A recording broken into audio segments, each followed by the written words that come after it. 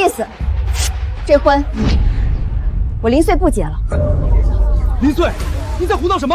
不嫁给我，在这年代还有谁敢娶你？我叫林穗，我和周建民因父辈的交情被定下了娃娃亲。娘走前说放心不下我这个孤女，再三叮嘱我守好这门婚约，让傅家帮衬振兴家业，所以我答应了婚约。可距离婚期还有3天的时候，我发现周建民并不像我以为的那样老实本分，他的所有伪装都是为了我手里的那间临街铺面。3天后就要结婚了，周建民这个人虽然没什么大出息，但他为人也还算老实。我堂堂供销社主任的女儿，什么样的人找不到？徐曼，我也是被逼无奈，父辈定下的娃娃亲。我是供销社职工，不能落个悔婚的坏名声。名声重要，我就不重要。我爸说了，只要咱俩的事儿定下来，你的工作以后全都好说。我对林穗是有几分动心，可比起儿女情长，徐曼家能给我的门路和前途。放心，曼曼，咱不都说好了，等婚礼现场上把他名声搞臭，他哪还有脸要算作嫁妆的裁缝铺？到时候铺子还不是给你添彩礼啊？那间铺面就在供销社对面，随便做点什么都能赚翻天。林穗拿着真是浪费了。放心吧，到时候我就把铺面交给你，你想怎么弄就怎么弄。那林穗她要是闹呢？她一个孤女，闹给谁看？他妈坟头的草都3尺高了，她背着这样的名声也活不了。那我就等着看好戏了。对了，我明天就去找林穗，让她给我做衣服，就在婚礼现场穿。周建民、徐曼，既然你们不给我活路，那就别怪我，把你们搭的戏台子掀了。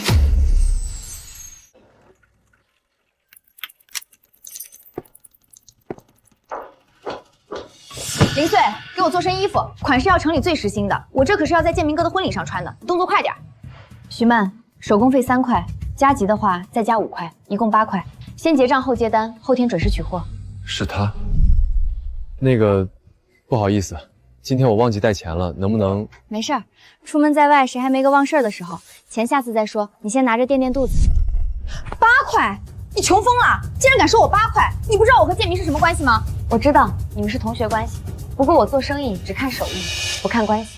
林穗，你竟然敢这么对我说话！这位姑娘，老板是手艺换钱，明码标价，嫌贵可以去别家，没必要为难人。哟，林穗，我说你最近怎么脾气见长，敢跟我叫板？原来是私下里勾搭上了野男人，真是不知检点。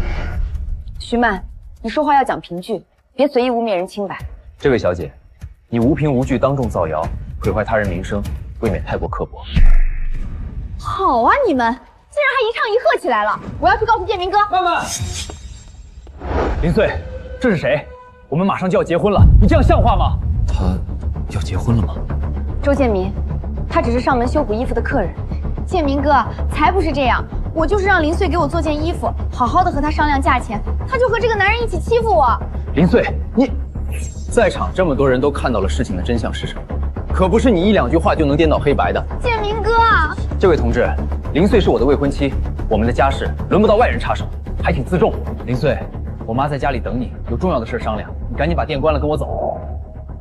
你配不上。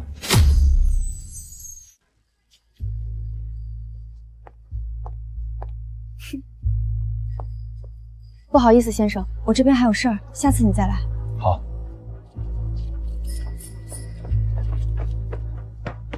沈厂长，我总算找到您了，全厂中情干部都在等您开会，您怎么到这里来了？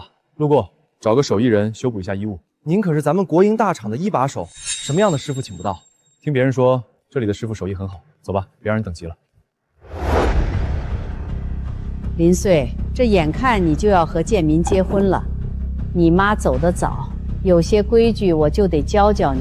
婶子，您说。林穗，我跟你说实话，以你现在的身份，是配不上我们建民的。要不是被这娃娃亲绑着，我们家建民也不会。你又不像人家徐曼，能帮建民在供销社搭人脉捞好处。我配不上周建民，你们拿着我裁缝铺挣来的钱给周建民买工作起屋建房的时候，怎么不说配不上？现在攀上更高的枝儿了，就想把我一脚踢开。你有话就直说。你命硬，我们家建民吃公家饭，娶你可是顶着天大的风险的。所以原本说好的200块彩礼减到20，你还得把手里的那间裁缝铺子交出来。婶子，那间铺面是我娘在世的时候就开起来的，是她留给我的唯一念想，我不能交。林穗，你这话说的就自私了。你一个孤女，要不是我们周家在县里罩着，你以为你手里那点东西能守得住？可是这是我家，可是什么？你都要和建明结婚了，还分什么你的我的？你妈临死不是也说让你把铺子发扬光大吗？到时候铺面挣的钱，不也是我们一家人花？林穗，我妈这都是为了我们成家后过日子考虑。我们家不嫌弃你孤女的名声，你总得拿出点东西向我妈表示一下诚意吧。好，地契我会带过去，彩礼20就20。想空手套白狼，周建明、周老太，我等着看你们算盘落空之后该怎么收场。建明，你看我就说林穗还是很听话的。林穗，你放心，只要你听话，大婚那天我一定风风光光娶你过门。建明哥，那我就等着你风风光光的来娶我。风光，哼，到时候你周家肯定风光。陈叔，这点糖您拿着泡水喝。碎丫头，你这是干啥？快拿回去！陈叔，我有件事想麻烦您。碎丫头，你说什么事儿2天后就是我和周建民的婚期了，可我最近总觉得不对劲儿，想托您帮我打听周建民，看看他最近在跟谁往来。咋了？周建民那小子要耍啥花样？我猜他不想结这个婚，又怕坏了名声，想在婚礼上逼我主动退婚。您在县里人头熟，帮我摸摸底就行，别声张。放心，当年你娘救过我半条命，这事包在叔身上。叔查到之后去裁缝铺找你。裁缝铺人多眼杂的，陈叔，还是我来找您吧。行，丫头别怕，谁要欺负你，陈叔第一个不答应。那就谢谢陈叔了。碎丫头，我都打听清楚了，刘三欠了赌房80块，前几天还急得不行，但这2天他突然就说自己很快就能把债还上。他有没有透露出是谁帮他？我专门找熟人把他灌了2杯酒，这人一上头就全秃噜了，说是周建民私下出钱雇他，让他大婚当天闯场闹事儿，把你名声彻底搞臭。周建民打的果然是这个算盘，这一家人真是太缺德了。既然他们非要逼我，那我就奉陪到底。婚礼我照常去，他们想毁我的名声，吞我的家产，我就当众拆穿他们所有肮脏算计。叔早就替你铺好路了，到时候你只管大大方方去。碎丫头，稳住心态，所有证据证人我都安排妥当了，他们敢当众栽赃你，咱们就能当场翻盘。陈叔，真的谢谢你。傻孩子，跟叔客气啥？你娘是好人，你也是，别慌，有理走遍天下，叔给你撑着腰。当心！你是那位来店里的先生，对不住，刚才没留神。老板，我看你脸色不好，是不是遇到什么难处了？有需要帮忙的地方可以说。没事儿，上次在铺子里平白把你牵扯进去，害你被徐曼乱说话，我给你道个歉。没关系，清者自清，几句闲话而已。我正想找你问问，上次衣服没补成，什么时候方便，我再把衣服送过去。这2天我家里有点事儿，得后天才有空。你要是不急，可以先把衣服送到铺子里，大后天来取就行。好，不着急。徐曼，你看，那不是林穗吗？他旁边那男人是谁？穿的挺体面，但看着不像是周建民啊。竟然是他！我说那天他怎么帮着林穗说话？原来他们竟然真的认识。他果然是林穗勾搭的野男人。林穗这都是快结婚的人了，竟然在街上跟男人拉拉扯扯，胆子也太大了。要不是建明哥护着，她一个孤女能活得这么安稳，她这么做真是对不起建明哥。林穗啊林穗，这下你可栽我手里了。婚礼上我把这事儿一捅，再配合建明哥那出戏，我看你还有什么脸待在县城。建明哥，婶子，我今天撞见林穗跟一个陌生男人在巷口私会，2人站在一块嘀嘀咕咕，看着亲密的很。什么？真的假的？你看清楚了，别弄错了。我看得清清楚楚，建明哥，那男人就是那天在裁缝铺帮林穗说话的人。原来他们真的那么早就勾搭上了。好啊，这个林穗，正好，本来还怕刘三一个人闹分量不够，现在再加这一头，他就是跳进黄河也洗不清了。婚礼那天，我们就把这事儿捅出来，让所有人都知道林穗他到底是个什么货色。对，这样不仅能逼他主动退婚，还能顺理成章扣下他的铺面当赔偿。林师傅，衣服我放这儿了，袖口磨破了，麻烦你补一下。行，后天下午就能来取。听说你明天结婚，如果有什么难处，没有难处，谢谢您关心，就是件普通衣服，手工费2毛，取的时候给就行。我知道他是好意，但我们只是萍水相逢，我这里还有一摊子烂事儿，不能再把他牵扯进来。好，那我后天来。穗儿丫头，刚才那人是机械厂的沈厂长吧？他怎么来你这儿了？沈厂长？对呀，沈燕沈厂长，听说是从省城调来的，现在是县国营机械厂的1把手，咱们县里谁不认识？原来他是沈厂长，难怪看着气度不一样。来补件外套。人家那么大的厂长都特意来你这儿补衣服，说明你手艺是真的好。对了，明天婚礼都准备好了，周家没为难你吧？都准备好了。林穗，吉时到了，我来接你了。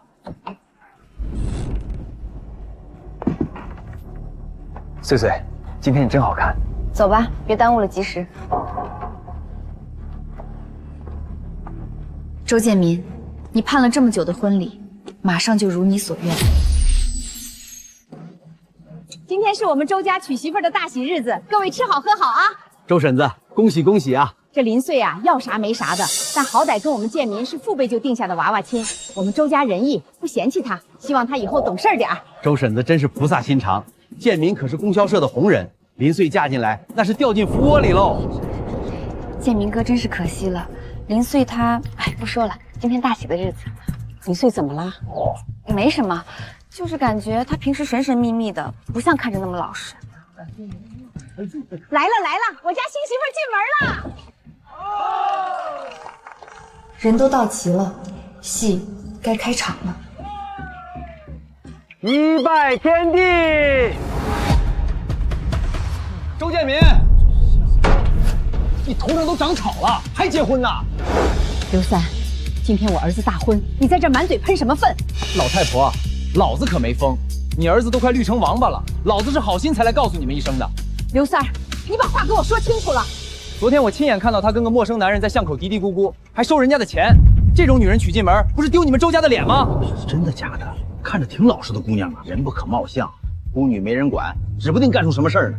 这林穗表面装的清清白白，背地里干这种伤风败俗的事儿，这不是骗婚吗？天啊，原来是真的！我昨天也看见了，我还以为是我看错了呢。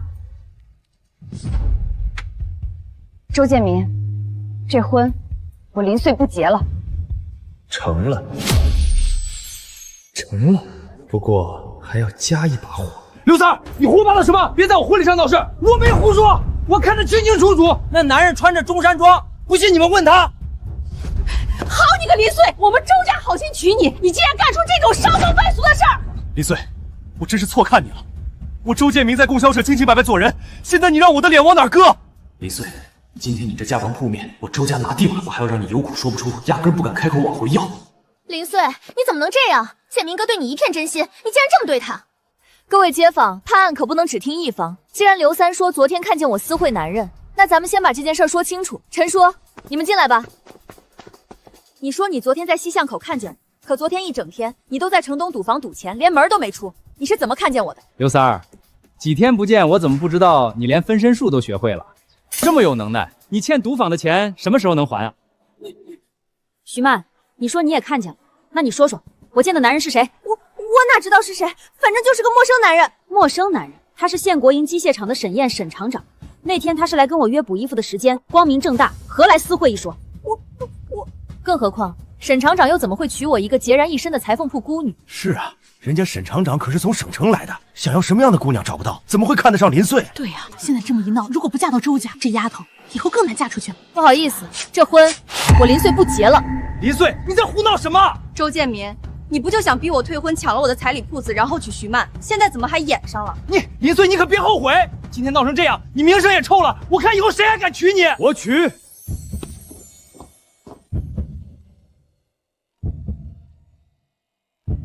没事儿，出门在外谁还没个忘事儿的时候？钱下次再说。我沈燕愿意娶林穗为妻。你要娶我？那不是机械厂的沈厂长吗？省里调来的那个。旁边是徐主任，徐曼他爸。沈厂长要娶林穗，怎么可能？徐叔，爸，这人是厂长，可别笑死我了。一个奸夫还丢人现眼的东西！我平时就是这么教你的。沈厂长刚调过来，哪是你能污蔑的？爸，他真是厂长！哼，周建民，身为供销社职工，品行不端，私德败坏，回去就停职反省，等候单位处理。沈厂长，让您见笑了。底下人不懂事，我一定严加管教，绝不再出这种事儿。完了，徐曼他爸这是当着沈厂长的面弃祖保帅，我的前途全毁了。林同志，我不是随口一说，你品行如何，我心里有数。沈厂长，多谢您今天仗义直言，不过婚事是我自己的事儿，不敢连累您。我知道你有本事，但有些公道该有人站出来说。林穗，你毁了建民的名声和前途，毁了我们周家，别想就这么走了！你还想怎么样？当年你娘病重，要不是我们家垫了5毛钱的药费，你那间裁缝铺子怕不是早就被抵了。现在你要走，就那间裁缝铺留下来当赔偿。这也太不讲理了！明明是他们家先耍阴招。老太太撒起泼来没边儿，林穗一个人怕是要吃亏。出了5毛钱就想让人家赔他一间铺面，这老太太也太敢想了吧！本来还想给你留点脸面，既然你不要，那我们今天就来好好算算账。赔偿，正好，咱们今天当着徐主任、沈厂长和所有乡亲的面，把这几年的账算清楚。82年秋，周建民进供销社打点工作，我拿裁缝铺攒的50块给他托关系。83年春，周家盖新房，我贴了30块买木料砖瓦。这3年逢年过节，他买自行车，你抓药看病，前后我一共贴补了117块6毛。这些钱是我一针一线踩缝纫机熬出来的。你们家口口声声说我孤女无因沾你们家的光，现在算下来，到底是谁花谁的钱？那都是你自愿给的。你一个没爹没娘的，这么多年全靠我们周家罩着，花你点钱怎么了？婚约是你们主动设计毁约，还试图栽赃害人，理亏的是你。女方婚前自愿贴补的家用，婚约解除后理应返还，这是规矩，也是道理。听见没有？沈厂长都发话了，欠债还钱，天经地义。今天当场把钱结清，不然单位处分，再加一等，直接开除你。哪有那么多现钱？家里的钱都办婚礼了。没钱也行，那就让街道办和你们单位一起介入，按规矩走流程，该怎么算怎么算。对，走流程，不仅要还钱，还要通报批评，让全县都知道你周建民是什么德行。娘，快拿钱啊！真这样，我这辈子就完了。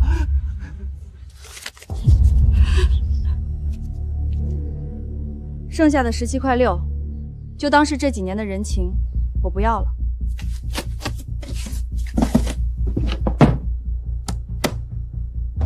钱两清，婚约也解了，以后咱们桥归桥，路归路。再敢往我身上泼脏水、打我铺面的主意，就不是还钱这么简单。林穗，你够狠，当众让我丢尽脸面，掏空我家的钱，毁我的前途，我跟你没完！造孽呀！100块钱。那是我攒了半辈子的棺材本啊！林穗这个丧门星，建民哥，你别担心，我爸刚才就是做给那沈燕看的。我知道徐叔是顾全大局。曼曼，你回去可得多帮我在你爸面前说几句好话，就说我是一时糊涂，被林穗给算计了。今天是我失算了，林穗的账我会慢慢算，当务之急是得先稳住徐主任这边。建民哥，你放心，我爸最疼我了，我回去肯定跟他好好说。都怪那个贱，要不是他耍心机当众拆台，咱们也不会落到这步田地。你说的对。全是那个贱人的错，这笔账我早晚跟他算清楚。林同志，我来取上次修补的外套。沈厂长来了，外套已经修补好了，您稍等，我去给您拿。手艺很好，比厂里的专职裁缝还细致。多少钱？谢沈厂长夸奖，手工费2毛，您上次给过定金了，不用再付。昨天的事儿你还好吧？没事儿，本来也没想结这门亲，说开了反倒省心。多谢您昨天帮忙说话，还有徐主任那边也劳您费心了。公道自在人心，我只是刚好遇到，说了实话。你接下来有什么打算？我娘生前常念叨，这裁缝铺子是她的心血，接下来我就想好好经营这桩生意。正好有件事跟你商量，我们厂下半年200件工装要改袖口换衬里，量不小。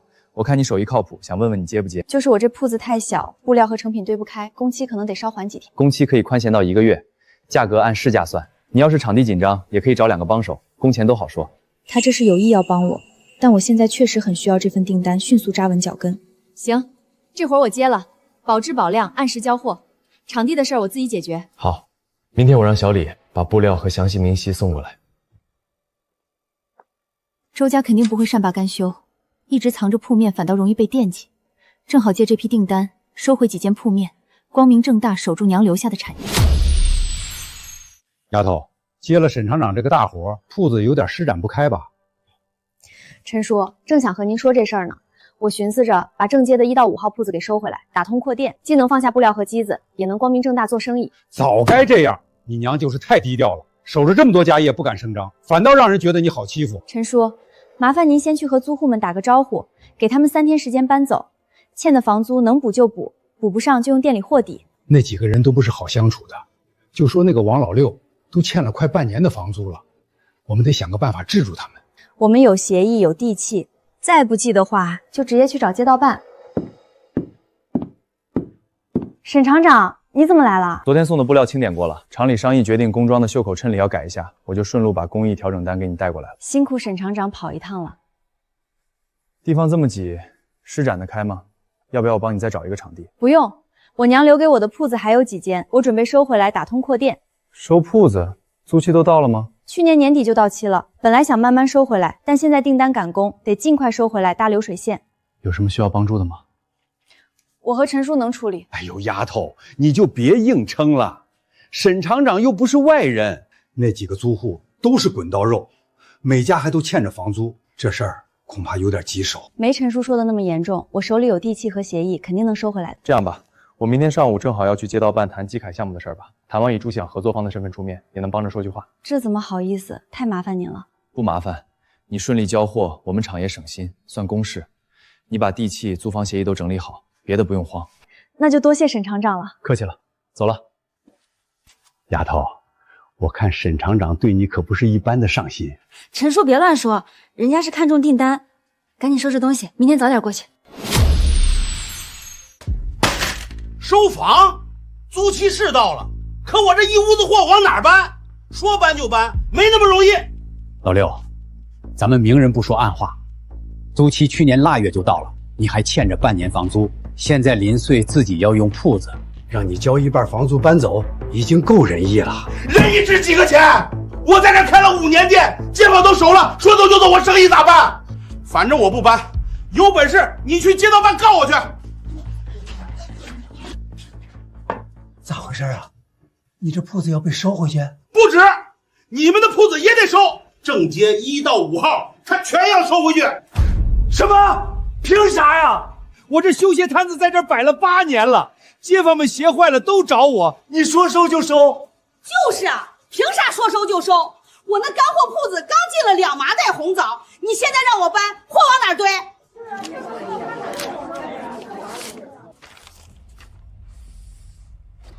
凭地契是林家的，租房协议上写的清清楚楚，租期去年年底就到了。今天过来就是统一跟大家说收房的事儿。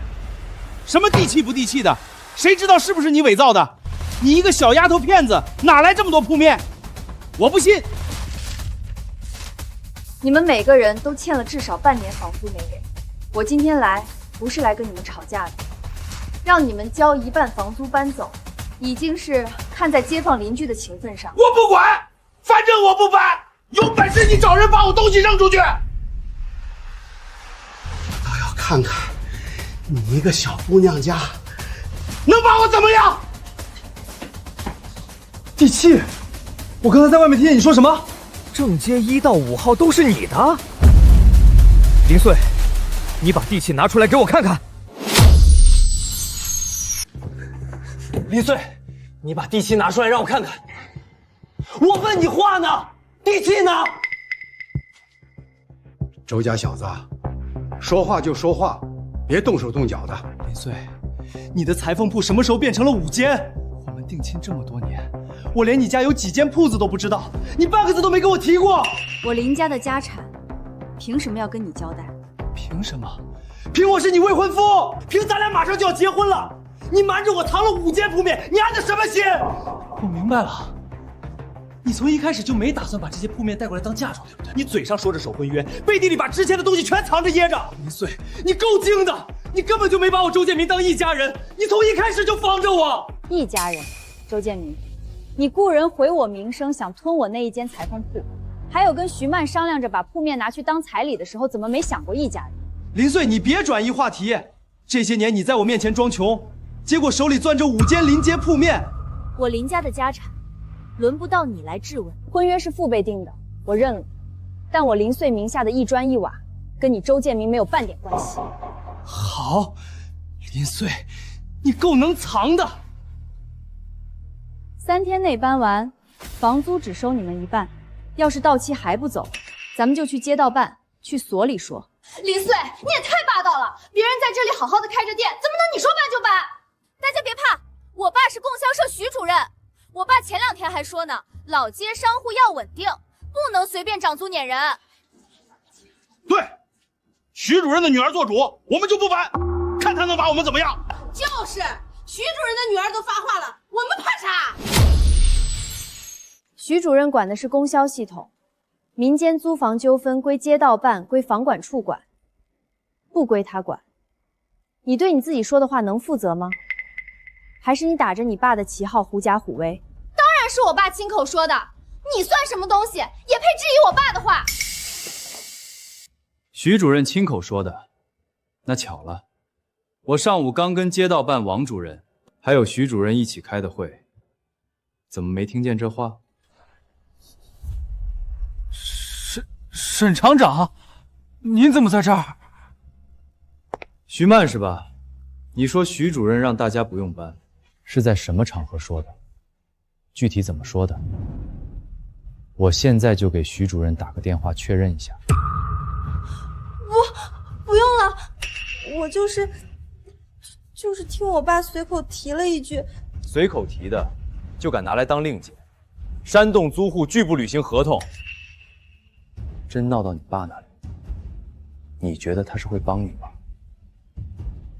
各位，合同到期欠缴房租，按规定房主有权收回铺面，还能追讨违约金。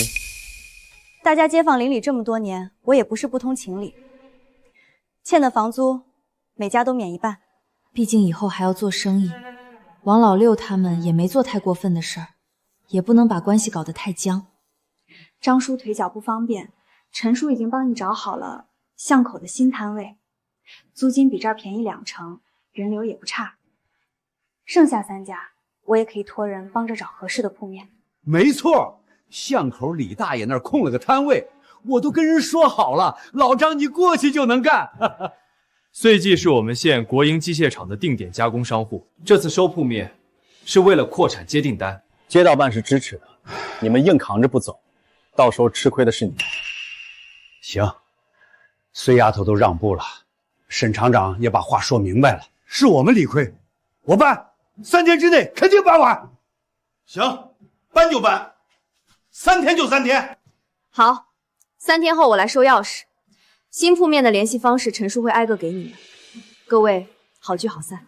哎呀，沈厂长，你可来得太及时了，不然这几家抱团还真不好对付。今天真的多亏你了，不然还不知道要耗到什么时候。举手之劳，正好顺路，没耽误事就好。爸，你可得给我做主。今天林穗收铺子，沈燕当众给我难堪，还说我拿你的旗号狐假虎威，当着那么多人的面，我脸都丢尽了。徐叔，沈燕也太不把你放在眼里了。混账！谁让你们拿我的旗号在外头生事的？爸，我是帮您出气啊！林穗那么嚣张，就是仗着有沈燕撑腰呢。出气？我看你是给我惹祸。沈燕是省里下来的人，背景硬得很，我都要让她3分。你倒好，拿着我的名头去跟她硬碰，脑子呢？还有你，净出些上不了台面的馊主意。收房这事儿本来就不占理，你还撺掇慢慢扯我的旗号，是嫌我不够丢人？是我考虑不周。沈燕这小子，我前后递了3次话头，想跟他搭省里的技改项目，他全装听不懂。一个外来的厂长，真当自己能在县里一手遮天？爸，听说沈燕还给林穗下了个大单子呢，这摆明了就是对他有意思。我们暂时对付不了沈燕，还能对付不了林穗吗？正面跟沈燕硬刚肯定不行，传出去影响不好。林穗嘛，我倒要看看沈燕护着的人能不能顺顺当当把铺子开起来。他铺子要装修，要堆布料，人多手杂的，难免出点意外。你们手脚干净点，别扯我的旗号，也别留下把柄。徐叔放心，我懂了，肯定办得干干净净，绝连累不到您。就是，铺子开起来又怎么样？有的是办法让他做不成生意。丫头，这铺子空了有2年了，墙皮都起壳了，光靠咱俩收拾，怕不是要干到年底。先清理出来再说，后面还得拉电线、改窗户，活儿多着呢。这铺子你打算自己收拾？沈厂长怎么到这边来了？路过，来这边办点事儿，看见你在这儿就过来看看。这铺子空了好一阵了吧？墙面得重新刮一遍，电路也得找人重新走，你自己弄不了。可不是嘛，我和丫头正发愁呢，光打扫就得费不少劲儿，后面装修更不知道从哪下手。没事儿，慢慢来，总能收拾出来的。店里要改的东西很多，你要是信得过，我让厂里的维修班过来帮你看一下，他们干这些比外头请的人靠谱。这怎么好意思？已经麻烦你够多了。不麻烦，工装订单你按时交，我们厂也省心。明天下午我让人先过来看看，就这么说定了。厂长，墙面灰层都铲得差不多了，下午开始刷底灰。行，注意安全。这是你画的？我大概估了位置，想着先把缝纫机的位置定下来。你这个排法不对，裁剪区要靠着窗，缝纫机得放在中间这条线上，不然工人来回跑动时间长，活干不快。我本来就是想着把缝纫机靠墙放，省地方。靠墙放是省地方，但你工人转身、走动、拿料都要绕路，省地方不省工，反而不划算。裁床靠窗放，这边摆8台缝纫机，面朝窗户排过去，光线对着针脚走。最里面隔一间仓库出来放布料，门口这块留空，挂成品样衣。你以前在厂里管过生产？以前在厂里管过一段时间的生产调度，基层车间去的多了，怎么摆机器，怎么排流水线，心里有数。你这么一画，确实比我之前想的顺多了。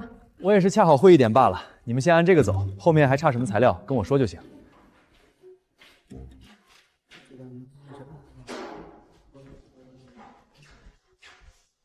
隔墙后天就能砸完，墙面简单刷层白灰就行，不用太复杂。货架和裁床我让厂里木工班帮你打，结实还省钱。沈厂长，这也太麻烦你了，我都不知道该怎么谢你。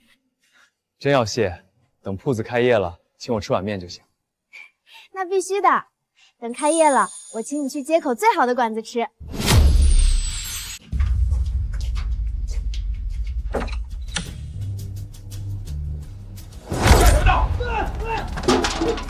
陈叔，抓住了，2个都抓住了。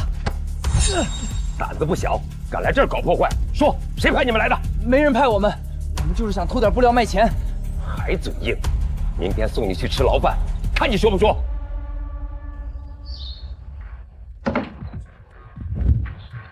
周建民，这2个人你认识吧？我不认识，你们大清早堵我家门，想私闯民宅。周哥，是你昨天找我们，让我们去破林姑娘的布料啊！你说市城给我们5块钱的，你不能不认啊！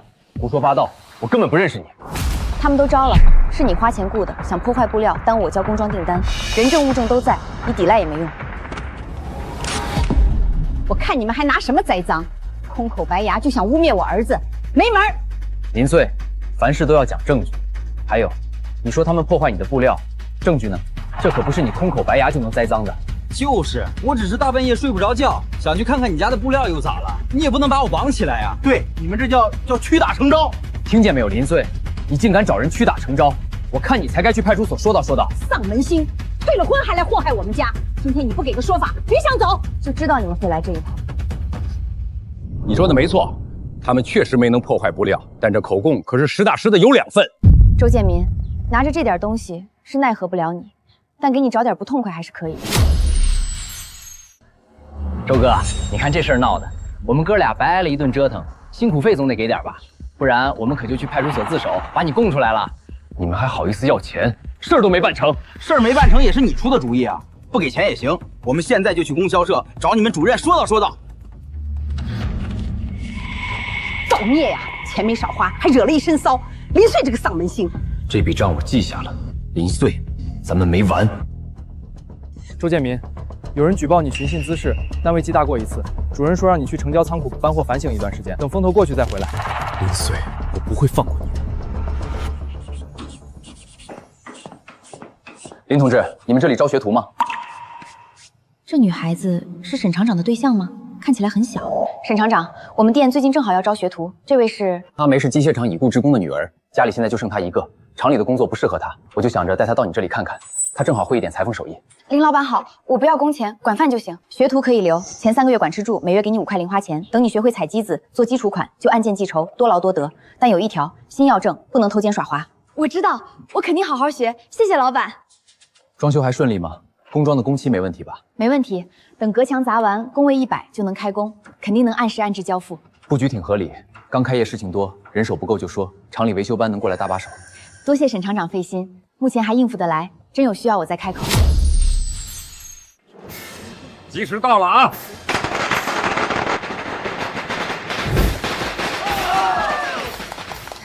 碎丫头这铺子敞亮，名字也吉利，以后做衣服可方便了。人家手艺本来就过硬，这下地方大了，生意肯定越做越红火。恭喜开业，一点心意，祝生意兴隆。沈厂长太客气了，您的工装订单已经帮了我大忙，还让您破费。你的手艺配得上这份贺礼。县里下个月要办个体展销会，我看通知了，你可以报名试试，能打开乡镇的客源。我正有这个打算，到时候还要多跟沈厂长请教。随时欢迎，展位我可以帮你留意，入口处位置好，曝光量大。建明哥，凭什么林穗一个孤女能开这么大的铺子？沈厂长还亲自来送礼，真是走了狗屎运。他这几天生意怎么样？我昨儿路过，看见他店里人挤人，一天下来得赚不少钱。急什么？他生意做得越好，我们越沾光。怎么说？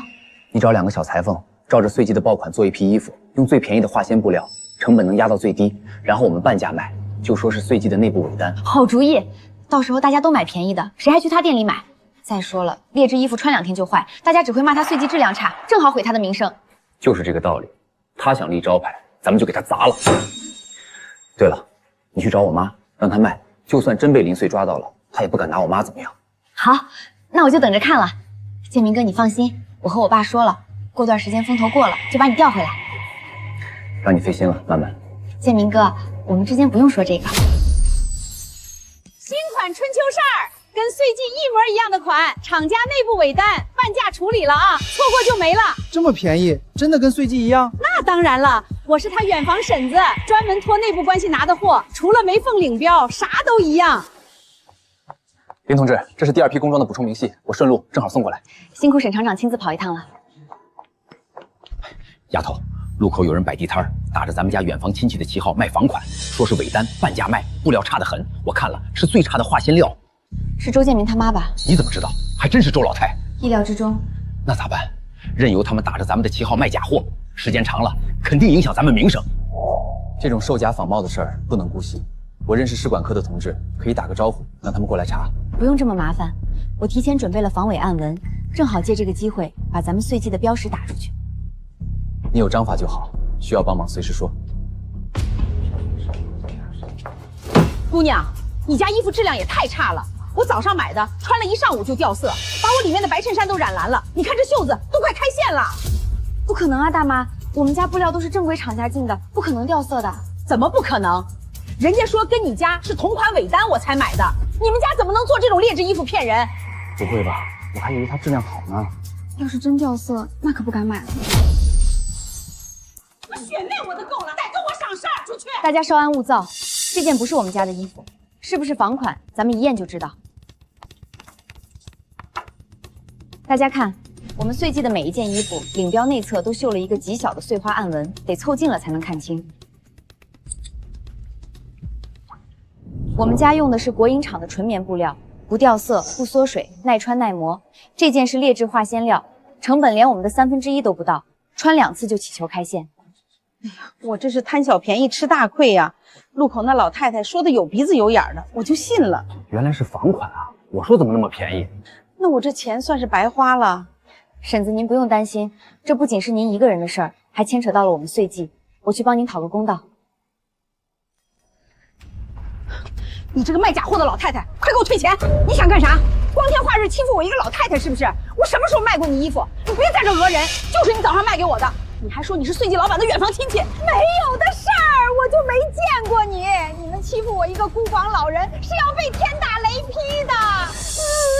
周婶子，别演了，是不是仿款？当场就能验。你摊子上的这些衣服一洗就掉色，领标也没有碎花暗纹，根本不是我们家的货。我不知道你在说什么。婶子，你知道我在说什么？你要是想让周建民在城郊继续待下去，或者是被调到更偏远的地方，你就继续闹。林穗，你把钱给客人退了。退就退，谁稀罕你们这点破东西？咱们这儿按件计酬，多劳多得，加班有加班费，月底全勤还有奖金，大家好好干，亏不了。谢谢林老板，我们肯定好好干。林师傅手艺真不错，比之前合作的裁缝铺做的还规整，做工确实过硬。后面还有一批冬装制服，量更大，大概300件，你这边能接吗？能接，现在人手够，产能跟得上，保证按时按质交付。好，回头我让小李把明细和布料送过来。林穗这丫头现在嘴皮子厉害得很，竟然还敢拿你的工作要挟我！这个林穗，小打小闹治不了他，咱们就玩票大的。儿啊，可别再瞎来了！上次赔了钱还受了处分，再闹下去，工作都保不住了。工作就这么在仓库搬一辈子货？他林穗把我害成这样，我凭什么让他顺风顺水开铺子赚大钱？我已经托人打听好了，这王老板专做投机生意，本钱后路子野，正好用来对付林穗。县里下个月办展销会，他肯定要抢风头。我联系王老板，断他的后米料货源，再做一批劣质房款栽赃他，双重夹击，我就不信他还能翻身。哼！建民啊，你可千万要小心，别把自己给搭进去了。我有分寸。丫头，你看，县里第1届个体商户展销会的正式通知下来了，下个月15开幕，展期7天。主会场在县大草场那边，人流量大得很。这就是沈厂长之前说的那个展销会吧？正好咱们的秋冬新款也设计的差不多了，借这个机会，正好把岁季的牌子打到乡镇去。我也是这么想的，那咱们赶紧报名，选个好位置。行，等我把手里这件样衣裁完，咱们下午就去。这是岁季第1次在全县露面，必须打响第一炮。我刚开会回来，顺路去了趟展销会组委会，给你带了正式的报名表和展位须知，省得你再跑一趟。太谢谢沈厂长了，我正说下午去报名呢，你都帮我把资料带过来了。举手之劳，展位要是有什么问题，随时跟我说，组委会那边我有熟人。好，真有麻烦我就不跟你客气了。王哥，这次就全靠您了，您路子广，本钱厚，只要按我说的做，保准咱们都能赚一笔。不就是个小裁缝铺吗？至于这么大费周章？王哥，你可别小看他，他现在铺子开得大，接了机械厂的大订单，这次展销会更是想抢乡镇的生意。他还有机械厂的路子？机械厂的厂长就是省里下来镀金的公子哥，也就新鲜这一阵儿罢了。最关键的还是他那几间临街的铺子，我还能帮您搭上供销社主任的线，到时候这县城的布料生意就都是您的了。行，这活我干了。王哥大气。不过丑话说在前头，本钱我出，风头你得替我挡着，真闹出事儿来，我可不认。王哥放心，都包在我身上，您只管做生意，脏活累活我来干。丫头，不好了，我去各家布料行补厚呢料，全都没货了，说是被一个姓王的外地老板全包圆了，一匹都没剩下。姓王的外地老板，陈叔，又是周建民搞的鬼吗？那咋办啊？展销会眼看就到了，咱们现有的料子只够做样衣，接了订单都没布做，总不能眼睁睁看着生意跑了吧？别急，我娘以前留过南方厂家的联系方式，本来想着以后量大了再联系，现在正好，直接拍电报过去，加急订货，走铁路货运。那就好，那就好，就是不知道赶不赶得上展销会开幕。先拍电报问，能赶上最好，赶不上就先接预并，一样不耽误。针脚比上一批还密，袖口的衬里也换过了。上回你说袖口容易磨，我就把衬里加了一层，费不了多少料，但穿起来更耐磨。这批工光赶得这么急，你还加了工序，工期没耽误？白天做不完就晚上加会儿班，没耽误。辛苦你了，我看你脸色不好，是遇到什么问题了吗？展销会的布料出了点小问题，已经在解决了。什么小问题？县里的厚呢料被人全部扫走了，展销会这眼看就快到了，到时候接了单没布交货就完了。没事儿，我已经拍电报从南方调货了，也就耽误几天。你等下，我厂里仓库有一批厚呢料，是之前备的冬装工装余料，还没开封，质量跟你用的一样，有200多匹，先匀给你救急，按成本价算就行。不行不行，那是你们厂备的工装料，我拿走了你们冬装怎么办？新一季的冬装工期还有2个月，后面再订新的来得及。你展销会就在眼前，总不能看着你有订单没布料。这太麻烦你了。不算麻烦，这些布料放着也是放着，你拿去用，我仓库还能腾出地方来。那就谢谢沈厂长了。沈厂长匀的这批料子真及时，手感跟咱们之前进的一模一样，一点不耽误事儿。是啊，这下展销会的样衣和首批大货都够了。我们加把劲儿，3天内把20款样衣都做出来，挂展位上撑场面。老板，第1款大衣的样衣做好了，您看看版型，领口再收半分，腰线下移2分，乡镇乡亲干农活多，不能太卡身子。布料送过来了，过来看看合不合用。要是差多少，我再让仓库匀。太够用了，布面比我之前进的还匀。这次真多亏了你，不然展销会我真要抓瞎。工期赶得到就好。展位我帮你搭了简易铁货架，明天一早工人过去装，省得你们自己动手。这怎么好意思，已经麻烦你够多了。公事公办，你们展位显眼，工装样品也能顺带露脸，算互相帮忙。陈叔，这是展位尺寸图，我们厂长特意让组委会加宽了半米，塑样衣更宽敞。哎呀，这可太谢谢沈厂长了，真是帮了大忙。就这玩意儿，能跟岁季的正牌比？人家可是正经厚泥料。王哥，远看一模一样就行，谁会凑上去仔细摸？咱们卖半价，乡下人就图便宜，肯定抢着要。不光卖房款，等展销会人多的时候，我们找几个人混进去，抹了正品就换成房款，让人闹一下，说他岁季以次充好。高啊！真要是假的，他不仅展位保不住，铺面都得充公。到时候咱们低价盘下来，稳赚不赔。明天多带几个人，展位就摆岁季对面，先打价格战。等火候到了就闹地气的事儿。放心吧，王哥，都安排好了。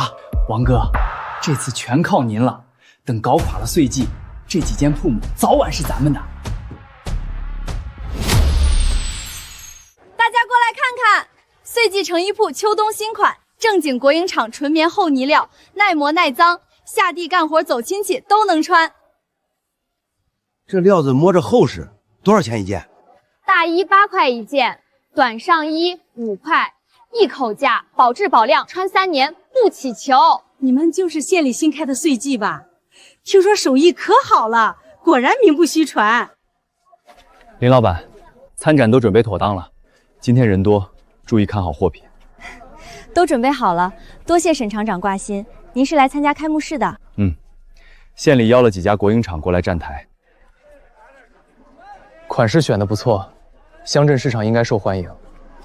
真遇上解决不了的麻烦，可以让小李找我。好，真有需要，我就不跟沈厂长客气了。同款大衣3块5一件，一样的款式，一样的料，厂家直供比旁边那家便宜1半还多。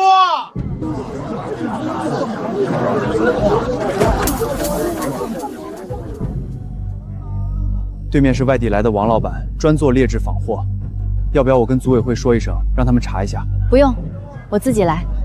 我知道是谁，他们上一次已经用过这招了，没想到还没死心。正好当着这么多人的面把真假辨清楚，反倒省得以后麻烦。哎，潘老板，上马！各位乡亲，对面说跟我们是同款料，是不是真的？咱们当场验一验就知道。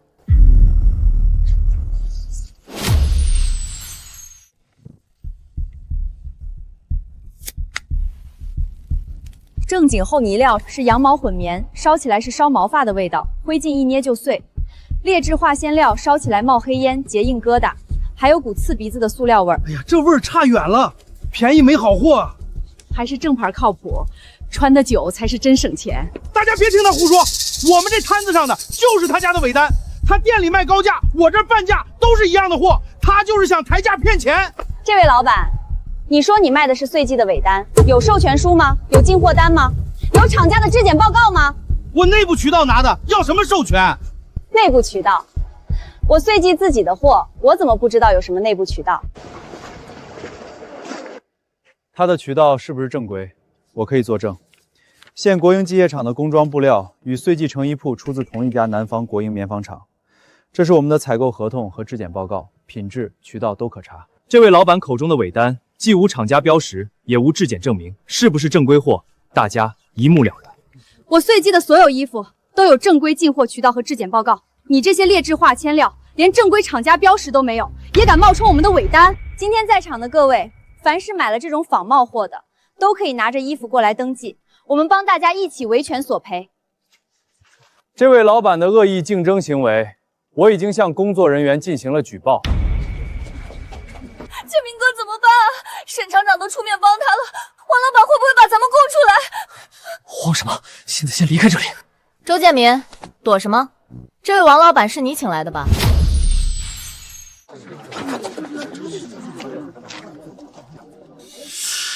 周建民，急什么？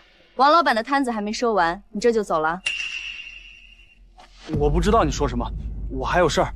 不认识。王老板卖的那些劣质大衣，用的布料是谁帮他扫的货？你少在这儿栽赃，我跟他根本不认识。不认识。周建民，出了事儿，你就想把我一脚踢开，没门儿！是他周建民主动找的我，说他能帮我搭上供销社的路子，让我搞垮你的生意，然后占了你的那5间铺子。你胡说什么？我什么时候？你少他妈装！老子帮你扫料子，帮你做房款，帮你找人来闹场，你现在翻脸不认人！行，就算我认识他又怎么样？我揭发你林穗有什么错？我是不想让你骗了大家，大家也看到了，林穗他就那么一间小裁缝铺，接那么多单，做不完怎么办？到时候定金收了，人跑路了，你们找谁去？就算你林穗有5间铺子又怎么样？我就不信你还能再多出一条街的铺子来。就是街口前年那个裁缝铺，不就是收了钱人跑了？他说的还真有可能，这订单我还是再想想吧。这年头，要是林老板真的卷钱跑了，我们都不知道去哪儿找回来。你说我接了单做不完，那你知不知道，我岁季这3个月已经给县机械厂交付了300件工装，每一件都按时按质。机械厂的单子能和展销会上的订单比吗？你一共就那1间裁缝铺，连放布的地方都没有，说什么大话？各位街坊，从今天开始，我岁季全面接单，不限量，不限款。我已经在计划进一步的扩店了，到时候每天都能出货，绝不会耽误工期。林穗，你吹牛也得有个数，就你那5间铺面，再扩能扩到哪儿去？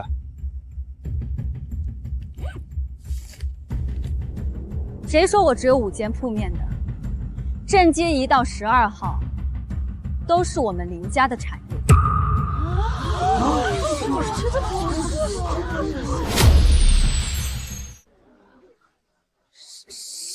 12间？你骗谁呢？你林穗一个破裁缝，哪来这么多铺面？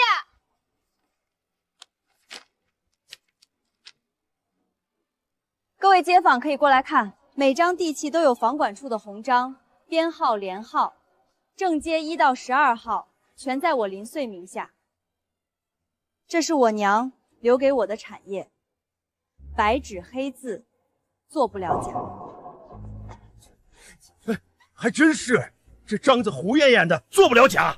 乖乖，12间铺面那得值多少钱？这林穗藏的可真深。我林穗做生意，靠的是手艺，是信誉，不是坑蒙拐骗。这12间铺面就是我的本钱，也是我的底气。谁要是想订货，大可放心，我林穗跑得了和尚跑不了庙。我以县国营机械厂厂长的身份担保，岁季成衣铺信誉可靠，工艺过硬。我们厂下半年的工装订单已经全部交由岁季承制。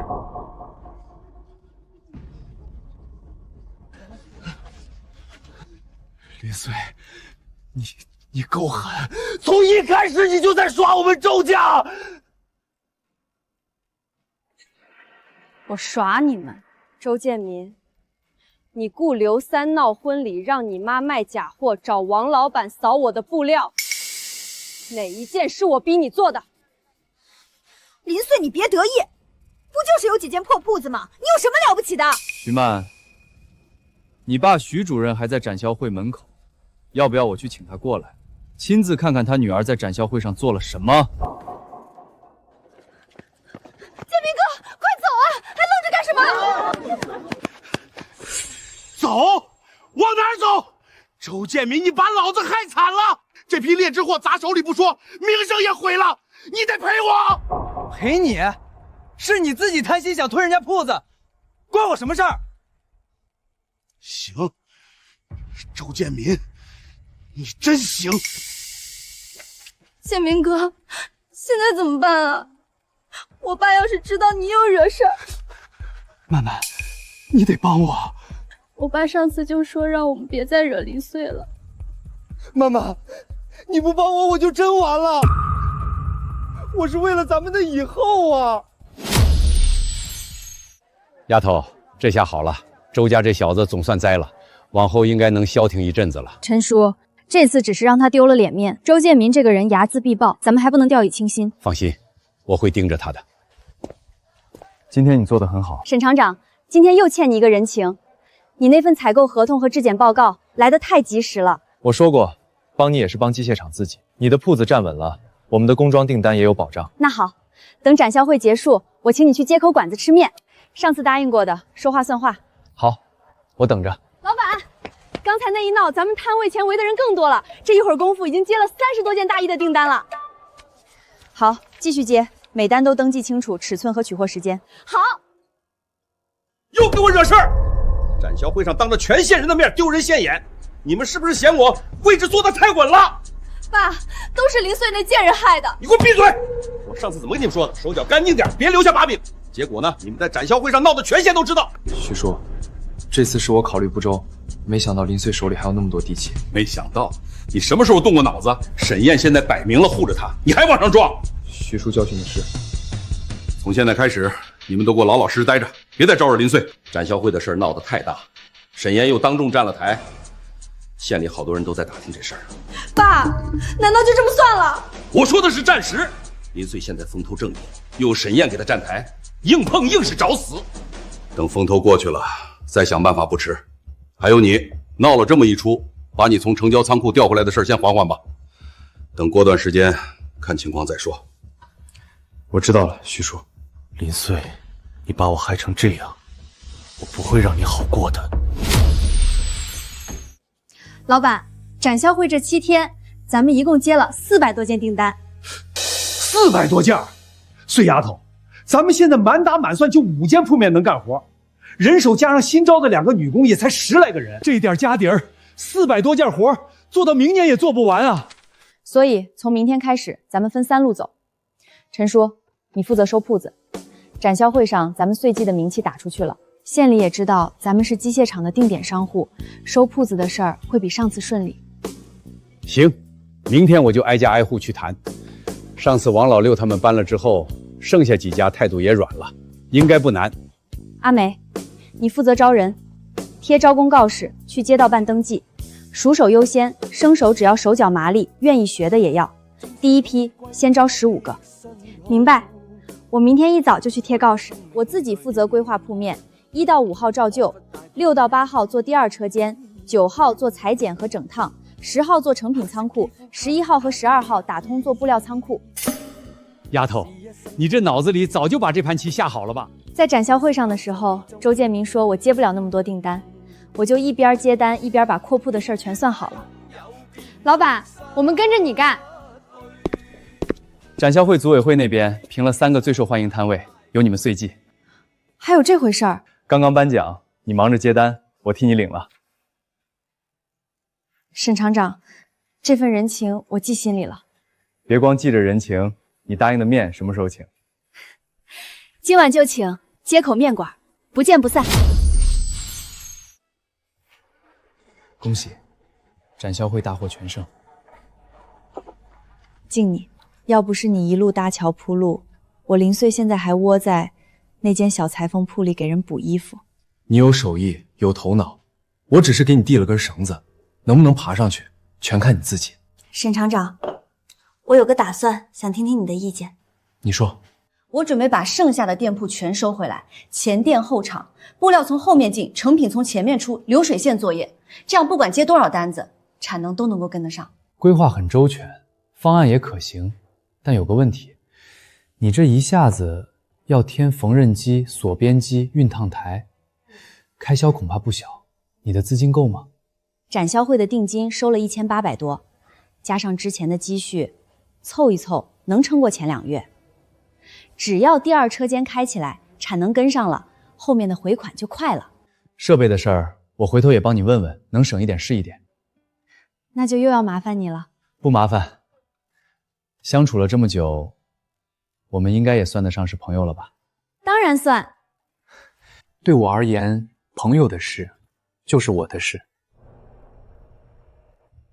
丫头，6到12号铺面已经全部腾空了，9号的裁剪台和整烫台已经在搭了，10号的货架明天到位，11号和12号的布料架子今天下午就能装完。辛苦陈叔了。老板，第一批招的工人到了，10个熟手，8个生手。继续第2批招工，除了招工告示，也可以去劳务市场那里找找。好，我等会儿就去。大家能来岁季就是缘分。岁季的规矩先说清楚，按件计酬，多劳多得。月底全勤有奖金，加班有加班费，每月15号准时发工资，绝不拖欠。但有一条，谁要是把活做砸了，返工按工时扣钱，公平公正，一视同仁。林老板，你放心，我们一定好好干。岁季现在是咱们县里的金字招牌，能在岁季做工，脸上都有光。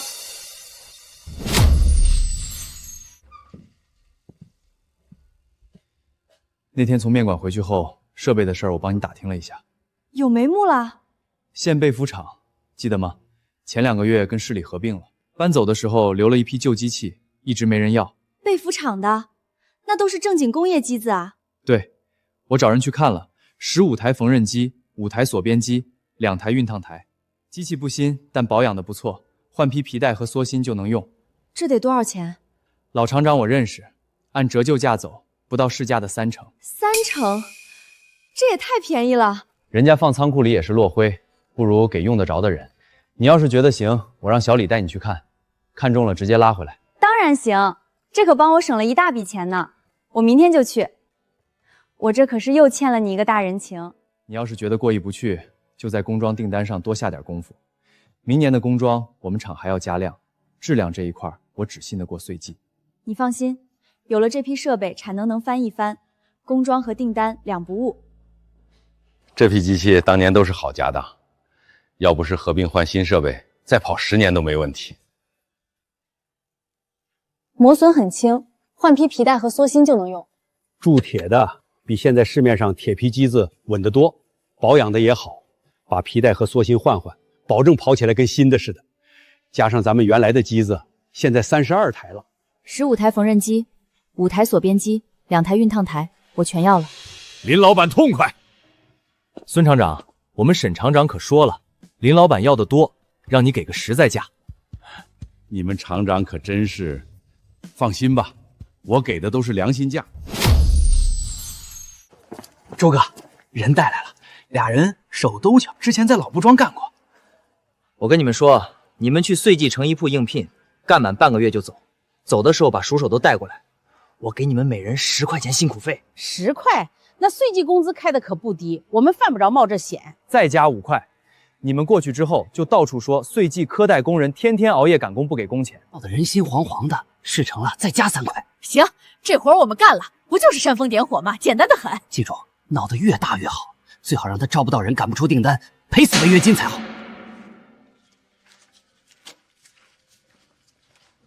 周哥，你这招真够狠的。管好你的嘴，要是让我知道你漏了半点口风，还有刚才那2个人，也记得敲打一下。我懂，干我们这行的，拿了钱办事是应该的。林穗，单子完不成，我倒要看看你能不能守得住你的那几间铺子。你这走线得再练练，针脚不均匀，先做基础款。基础款？我以前可是在布庄做过好几年的老手，是你们这机子太旧了。对啊，这是从哪儿淘的破机器？就这机器，一天能做几件衣服？不能干的话，现在就可以走人。行吧，反正在家闲着也是闲着。你们不知道吧？岁季现在是看着风光，订单堆成山，可老板为了赶工期，天天让咱们熬夜加班，加班费都没个准数。不会吧？林老板说加班有加班费的。有是有，可你算过没？一天熬到半夜，才加那几个钱，还不够买膏药贴腰疼的。我可听说了，展销会那批订单就剩不到一半了，等做完这批，后面有没有活还不一定呢。就是，隔壁县有家新开的成衣铺子，正缺人，待遇比这儿好多了。老板，最近车间里有些不对劲，新来的那2个老在休息的时候跟人嘀咕，说岁季做不了多久就要裁人，还说什么隔壁县有家铺子待遇更好。哪2个？就是上周一起招进来的一胖一瘦那2个，手艺不咋地，话倒是不少。今天早上就有个女工来找我，问展销会订单做完以后还有没有活干。这2人什么来路？说是以前在老布庄干过，可我看了他们的手艺，走线都走不直，不像老手。你去把他们叫过来，我在这等着。啊。来岁季这些天还习惯吗？习惯。吃得好，住的也好，老板您对我们没话说。可我听说你们对岁季有点意见。没有，哪敢有意见？那岁季做不久，隔壁县有更好的铺子，这些话是谁说的？老板，您误会了，我们就是闲聊，随口说说。你们刚才还在车间里跟人嘀咕，说岁季克扣工资压榨工人，这话也是闲聊？那我们也是听别人说的。听谁说的？岁季的规矩，你们一来就讲清楚了。按件计酬，加班有加班费，全期有奖金，每月准时发工资。你们来了1周，哪一天加班费少了你们的？阿梅试过你们的走线，针脚歪歪扭扭，根本不像在老布庄干过的熟手。说吧，到底是谁让你们来的？我们就是来应聘的，没人让我们来。好，既然没人让你们来，那岁季也不留你们。阿梅，给他们算清工资。你不能这样，我们干得好好的，凭什么赶我们走？凭你们在车间煽动工人、散布谣言，我本来可以把你们送去街道办，但看在你们来了1周的份上，工资结清，好聚好散。怎么办？回去怎么跟那人交代？先出去再说。不是我们不干事儿，那个林穗太精了，没几天就看出来了，直接把我们赶出来了。赶出来了？他问我们是谁派来的，我们可一个字都没说。行了，拿着钱出去以后少提这件事儿。这比说好的少了10块，事儿没办成，还想拿全额？我们可没把你供出来，这封口费总得够数吧？再说了，岁季那边把我们赶出来，这事儿传出去，谁还敢雇我们？这损失你也得赔吧？拿了钱赶紧走，以后再别让我看见你们。周哥，这招不行，咱们接下来怎么办？走了一个，还有下一个。他不是招工吗？去，帮我散个消息。岁季最近招人，但不管吃住，工资压3个月才发。周哥，不愧是你。消息放出去以后，你再去找几个泼皮，半夜往岁季门口泼一桶脏东西，挂个牌子，黑心裁缝，拖欠工钱，不用署名，让他查都没处查。这事儿我去办，你放心。林穗，你查出2个探子又怎样？谣言这种东西，一旦传开了，就没那么容易收场。你最好别出错，你出一点错，我就让它变成100个错。老板，那2个人肯定是受人指使的。能绕这么大弯子往岁季塞人，除了周建明，没有第2个人。丫头，那2个人虽然赶走了，但他们在车间说的话已经传开了。今天有个女工来找我，拐弯抹角的问展销会订单做完以后还有没有活。陈叔，把排产表贴在车间公告栏上，每一笔订单都写清楚交期和数量。老板，你连排产表都贴出来，那不是连岁季接了多少单子都让人知道了？对，就是要让大家知道岁季有多少订单，订单做到哪一步了。周建明不是想让工人觉得岁季做不长吗？我就把所有牌摊开。行，我这就去办。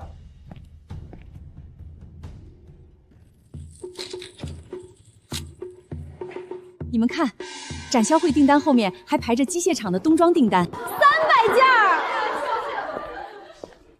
各位，我知道最近车间里有些话传得不太中听，今天我把排产表贴出来，就让大家都看清楚，岁季现在的订单排到明年正月都做不完。林老板，那之前有人说展销会订单做完就没活干，那是有人故意放出来的风。岁季现在6个车间满负荷运转，下个月还要再招一批人。只要大家手艺过硬，踏实肯干，岁季就有干不完的活。大家放心，老板从来都是说话算话的。我阿梅来岁季这么久，每个月的工钱1分都没少过。就是，老板对咱们是真的好。前些天那些话，肯定是有人乱嚼舌根。以后大家听到什么风言风语，直接来找我或者找阿梅，岁季的门永远是敞开的。哥，就这儿，这桶泔水泼上去，明儿早一开门，恶心死他们。你看着点人，我来泼。住手！跑哪儿去？说，谁让你们来的？没人让我们来，我们就是喝多了，瞎胡闹。大半夜拎着泔水桶瞎胡闹，你当我是3岁娃娃？拦住他们！这俩兔崽子跑得倒快，都怪我年纪大了，手脚不利索，让那2个兔崽子跑了，只捡了个破铁皮桶，上面什么标记都没有。陈叔，您别自责，您能守住铺子，没让他们得手，已经很不容易了。可是人跑了，就算咱们知道这和周建民脱不了干系，也拿他没办法。这小子3番5次的搞破坏，得彻底把他摁下去。陈叔，时候还没到。周建民毕竟在供销社干了这么多年，跟徐家又有那一层关系，咱们没有铁证，贸然出手，反而会被反咬一口。那就这么算了。一想到还要看那小子继续蹦跶，我这心里就不痛快。陈叔，不用急，周建民能使的招也就那几个，他和徐曼又没结婚，徐主任对他的忍耐也是有限度的。真希望这小子赶快遭报应。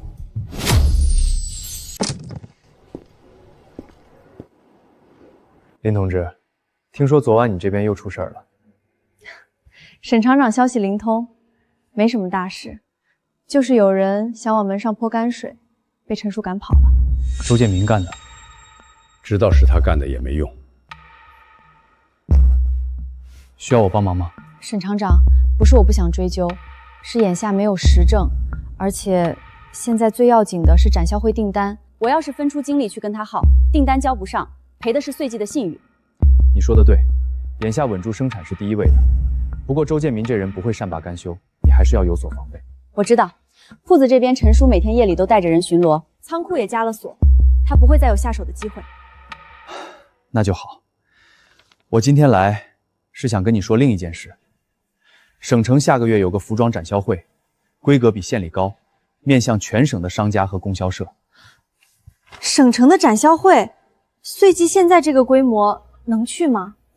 岁季现在的资质完全够，而且这次展销会安排了专业模特走秀，你设计的几款大衣可以在台上展示。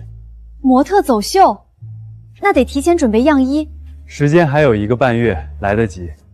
我认识省纺织公司的负责人，可以帮你引荐。省城的展销会，这是个更大的舞台。如果能在省城打开销路，岁季就不再只是县城的裁缝铺了。沈厂长，这事儿我接了。不过我听说省城展销会的展位费不便宜。展位费的事儿你先别急，县里对参加省展销会的个体户有扶持政策，能报销一部分，剩下的以岁季现在的营收应该不成问题。那好，我这就开始准备。有什么需要帮忙的，尽管开口。沈厂长，你帮我的已经够多了。朋友之间不说这个。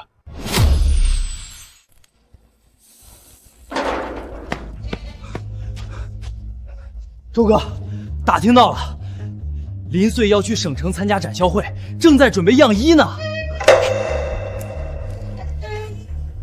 省城展销会，他倒是有野心。听说还是沈燕帮他牵的线。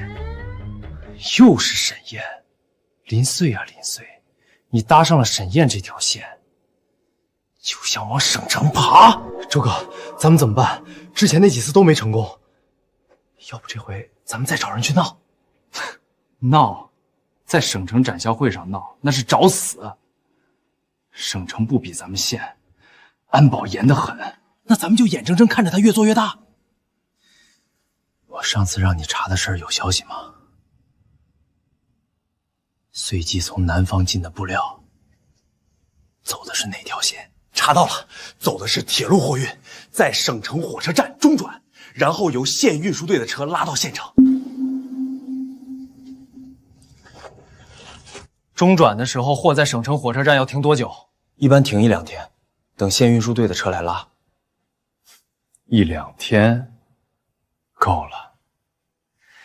你去找几个靠得住的兄弟，等碎记的布料到了省城火车站，找机会做点手脚。做什么手脚？不用太复杂，把布料外包装弄破，泼几桶水上去。他林穗在省城展销会上接了大单，回来发现布料全废了。我看他拿什么交货。周哥，你这招真损。不过咱们在省城火车站没人啊。我托王老板搭过省城的线，虽然上次展销会闹掰了，但他手下有几个小兄弟还欠着我人情。你去帮我跑一趟，事成之后少不了你的好处。行，我这就去办。记住，手脚干净点，别让人抓到把柄。周哥放心，又不是头一回干这事儿了。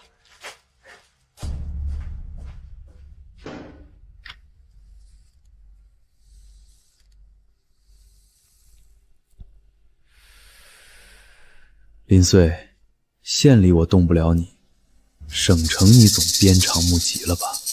没了布料，我看你的碎记怎么撑下去。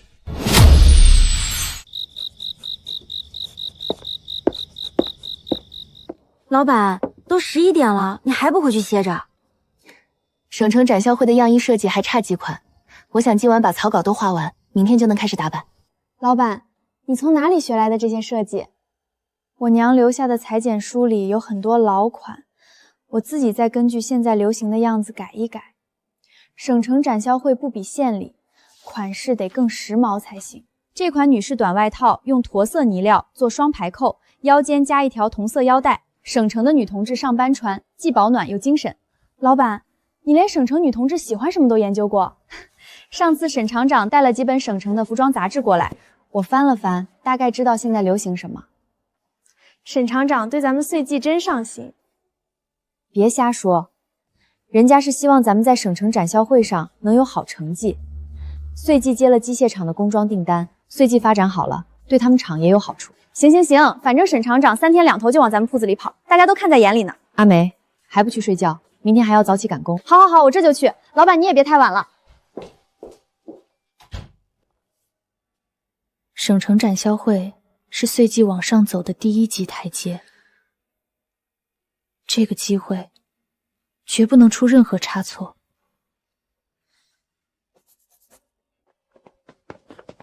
哥，就是这几包吧，碎记成衣铺，没错。对，周哥说了，把外包装弄破，泼上水就行。行了，快走。怎么湿的？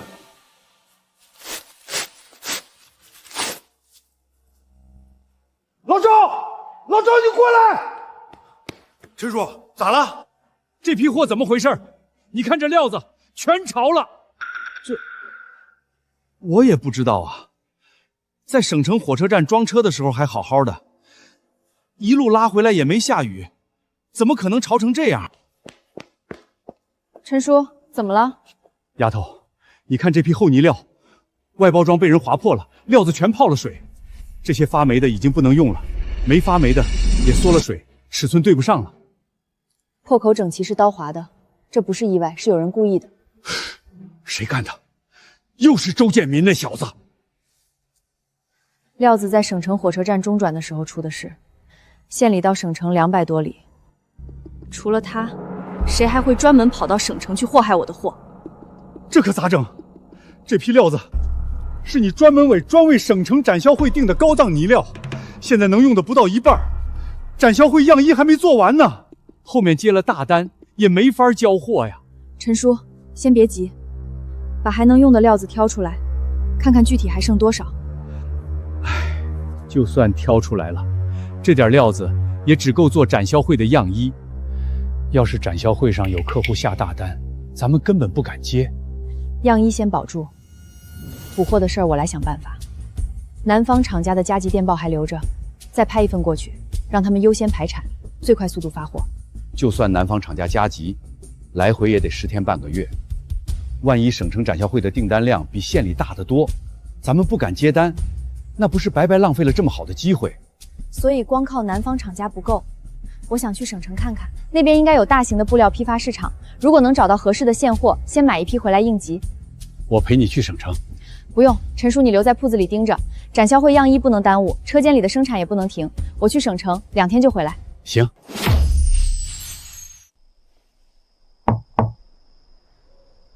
谁啊？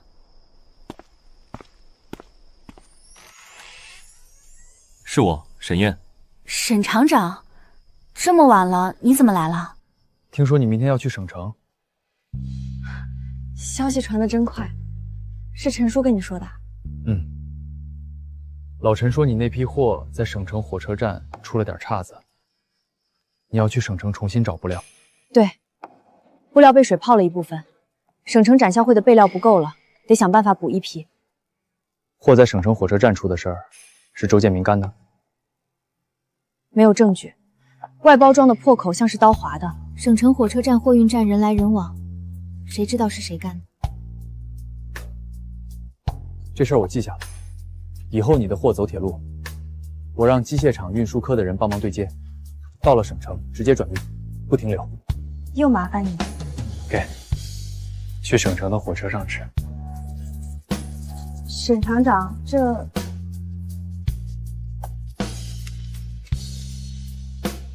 我们之间用不着这么客气。省城那边我有几个熟人，经营布料批发的，他们的店就在省城火车站旁边的大市场里，货全价实，比你自己去人生地不熟的瞎找强。这是地址和联系人，我已经给他们打过电话了，你到了直接找他们就行。沈厂长，你昨天就知道布料出事了？运输队的老赵和我们厂运输科的人是老相识，他回来一说，我就让人打听了一下省城那边的布料市场情况。谢谢你。早去早回，岁季还等着你回来主持大局。还有，周建民那边你不用担心，我来想办法。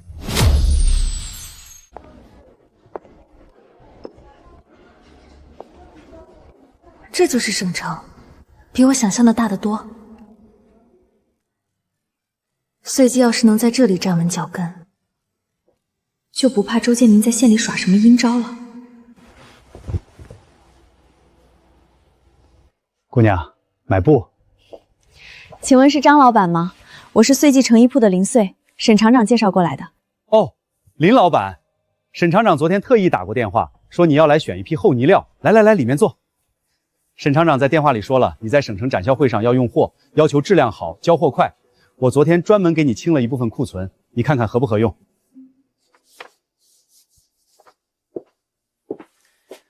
这批是南方的精纺呢料，羊毛含量高，手感比普通厚呢料细腻，做高档女装最合适。省城供销社的女同志都穿这个料子。这料子确实好。张老板，现货有多少？现在仓库里有80匹，你要是觉得行，我马上安排人给你打包，今天就发车。80匹不够。我展销会上可能要接大单，备料至少得准备200匹往上。200匹，林老板，不是我不给，实在是这批料子供不应求，下批货要等10天以后才能到。能加急吗？价格好商量。不过我这里还有一批混纺的料，价格便宜2成，做中档服装也够用。你要是急用，2种料子各要一批，先用精纺料做样衣，混纺料备大货，怎么样？行，就按您说的办。精纺料先发80匹，混纺料发120匹，货款我回头从邮局汇过来。货款不急，沈厂长的朋友就是我的朋友。你展销会成功了，再结也不迟。那怎么好意思？没事，沈厂长在电话里说了，岁季的信誉他一力担保。我信得过沈厂长，自然也信得过你。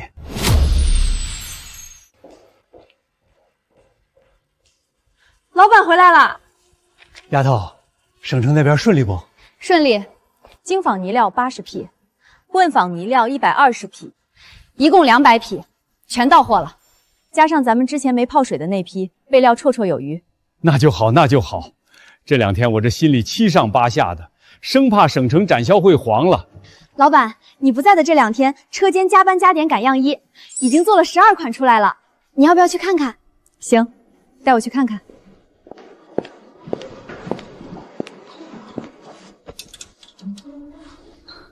这件袖口的翻边做的不错，但腰身收的不够利落，版型上还要再调一调。记下了。老板，还有哪些要改的？这件驼色短外套的双排扣间距不太均匀，拆了重新钉。这件货绿色风衣的衬里换一下颜色，灰色衬里太沉闷了，换成浅驼色的。其他的几款基本没问题，可以打合格标了。各位辛苦了，这批样衣是岁季成立以来做的最好的一批，每一件都经得起细看，拿到省城展销会上绝对不丢人。林老板，听说省城展销会还有模特走秀呢，咱们岁季的衣服要上 T 台了。对，所以咱们更不能掉以轻心。省城的客户眼光高，衣服上每一个细节都是岁季的脸面。丫头，省城展销会还有1个月，样衣是做完了，剩下的大货备料也够了。接下来咱们干什么？接下来是品控。省城展销会不光要接单，还要拿口碑。我打算把品控标准再提高一档，从今天开始，每件出厂的衣服都要经过3道检验：缝制检验、整烫检验、包装检验，不合格的一律返工。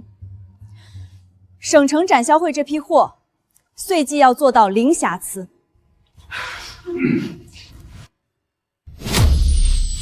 职工周建民在城郊仓库反省期间不思悔改，多次雇人滋扰个体商户，造成恶劣影响，记大过一次，调往南山乡代销点工作。爸，南山乡那地方离县城60里路，全是山路，连条像样的公路都没有。你还有脸说？我上次怎么说的？让你们别再招惹林穗，等风头过去再说。他倒好，一而再再而三的撞上去。爸，建民哥也是为了什么？为了他自己那点面子。我早就看出来了，这小子心胸狭窄，做事不计后果，根本不是能托付的人。爸，你怎么能这么说建民哥？他做这些不都是为了报复林穗吗？那个林穗当众退婚，让建民哥在全城人面前丢尽了脸。丢脸也是他自找的，我打听过了，从一开始就是他雇人在婚礼上栽赃，被林穗当众揭穿。这种人品还想娶我徐某人的女儿？爸，曼曼，你给我听好了，从今天起不许再跟他来往。南山乡那个地方，山路18万，去了就难回来。你还年轻，以后的路还长，别把自己搭进去。我不，建民哥对我好，我不能在他最难的时候抛弃他。糊涂！他让你帮着干那些见不得人的勾当，这叫对你好。你别以为我不知道，和他混在一起的那些地痞是谁打着我的旗号给他找的。你要是再跟他搅在一起，以后供销系统的工作你别想了，我徐家的门你也别进了。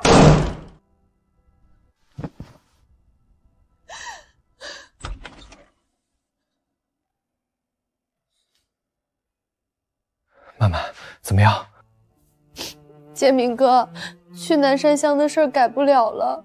怎么会改不了？你爸他……曼曼，我不是凶你，就是……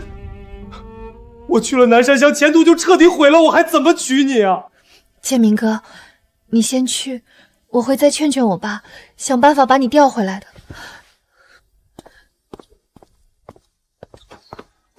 林穗、沈燕，你们等着，南山乡再远也关不住我。总有一天我会回来，把你们欠我的一点一点全讨回来。丫头，省城展销会的样衣全部装箱了，20款，每款3套，一共60件，1件不少。好，陈叔，样衣装箱前每一件都检查过了吗？我亲自盯的，从领口到袖口，从里衬到纽扣，每一道线头都剪干净了，每一件都用白布套好，保证到了省城，拆开跟新的一样。运输的事儿呢？安排好了，机械厂运输科的小李帮忙联系了车，后天一早出发，走公路直达省城，不走铁路中转。不走铁路？沈厂长特意交代的，说公路虽然慢一点，但中途不停留，货在咱们眼皮子底下，省得像上回那样在火车站被人动手脚。布料在省城火车站被泡的事，他一直记着，连运输路线都替我重新安排了。行，就按沈厂长说的办。阿梅，在呢，老板。展销会期间，你跟我去省城，把手里的活交接一下。这2天把要带的工具和备用布料整理好。好嘞，老板，我还没去过省城呢。听说省城的大马路有咱们县城4、5个那么宽。你以为是去逛大街的？岁季的脸面都在这批样衣上了，你可得打起12分精神。陈叔，您放心，我阿梅什么时候掉过链子？铺子里的事儿就交给您了，车间生产不能停，展销会接的零散单子照常做，工人考勤和工资发放都按老规矩来。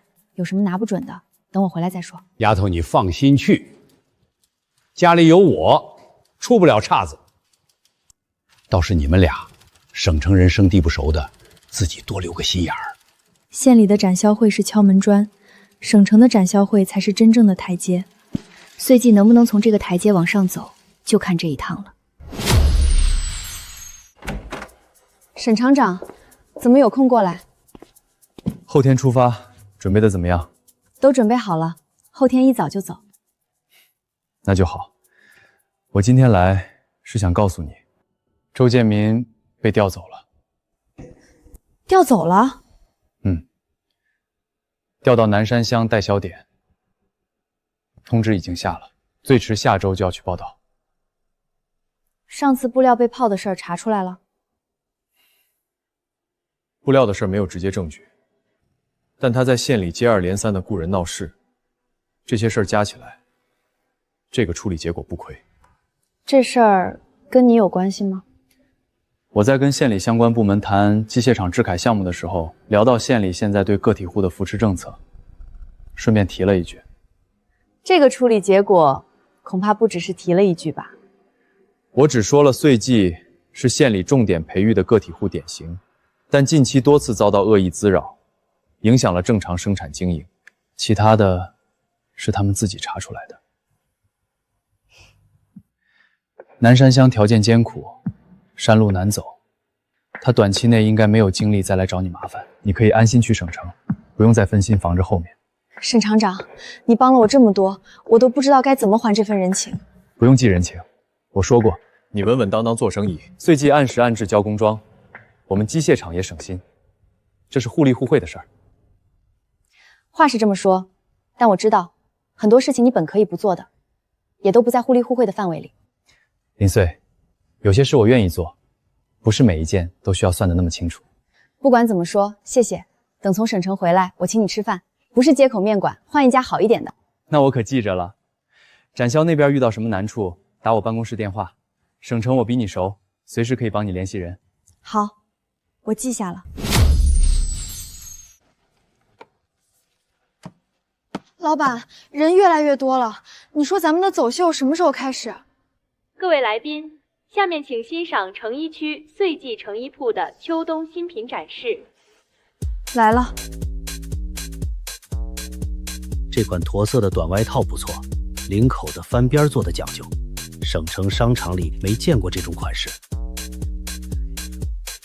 料子也好，看着像精纺呢料，光泽和手感都比普通厚衣料高一个档次。这做工不像县里出来的。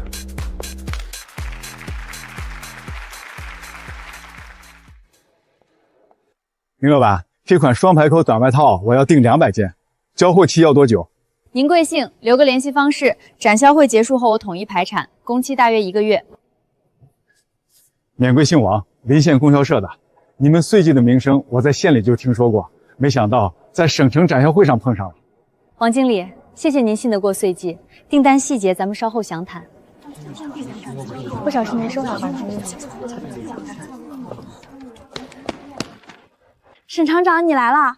你看我们老板今天比县里展销会的时候还厉害，一个人应付这么多客商，一点都不慌。他本来就是做大事的人。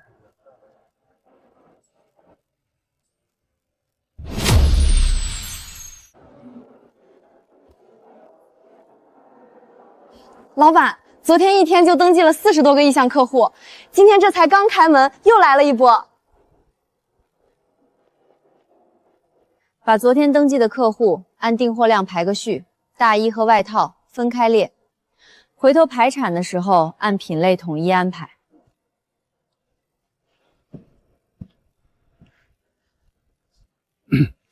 请问是岁季成衣铺的林老板吗？我是林穗，请问您是？我姓周，省城百货公司的采购经理。省城百货公司，这是省城最大的国营百货商场，能在里面设专柜的成衣品牌，至少都是地区1级的国营大厂。他主动来找岁季。昨天我看了你们的走秀，也看了展位上的样衣，我就开门见山了。我们百货公司想在女装区设一个岁季专柜，不知道林老板有没有兴趣？周经理，岁季很愿意跟省城稳定的供货能力和持续的款式更新，我想先了解一下贵公司对这两方面的具体要求。月供货量不低于200件，款式每月更新不少于5款。质量方面，百货公司有专门的质检部门，每批货都要抽检，不合格的退货。月供货和月更新的要求，以岁季目前的产能完全可以满足。质量上，岁季的品控标准不比国营大厂低。那我就放心了。林老板，具体的合作条款，我想等展销会结束后再跟你详细谈。名片上有我的电话，你有空了随时联系我。好，周经理，展销会结束后，我回去准备相关资料，下周专程到省城来拜访您。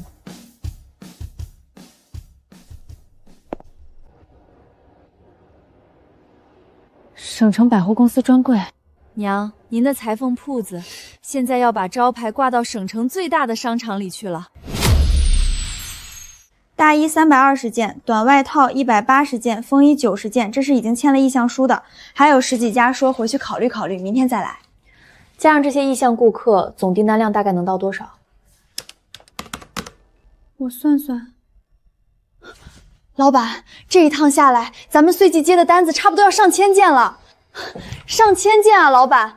咱们出来之前，县里展销会那400多件订单都觉得不得了了，现在直接翻了1倍还多。上千件订单，回去以后要把第2车间的人手再翻1倍，缝纫机和锁边机也得追加，布料库存要翻倍，仓库得再扩2间铺面。老板，你说咱们岁季现在算不算县里最大的成衣铺子了？正街12间铺面全部用上了，工人60多个，月产量500件以上，产品进了省城百货公司，在县里我们岁季应该算头一份。太好了！但越做越大，担子也越来越重。中间哪个环节出了岔子，砸的是岁季的招牌。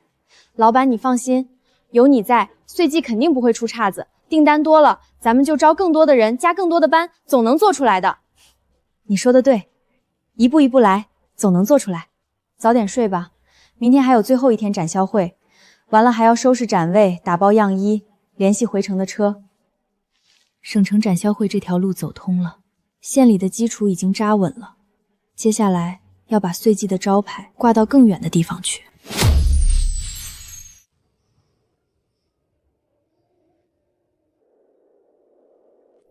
60里山路，连条像样的公路都没有。林穗、沈燕，你们够狠！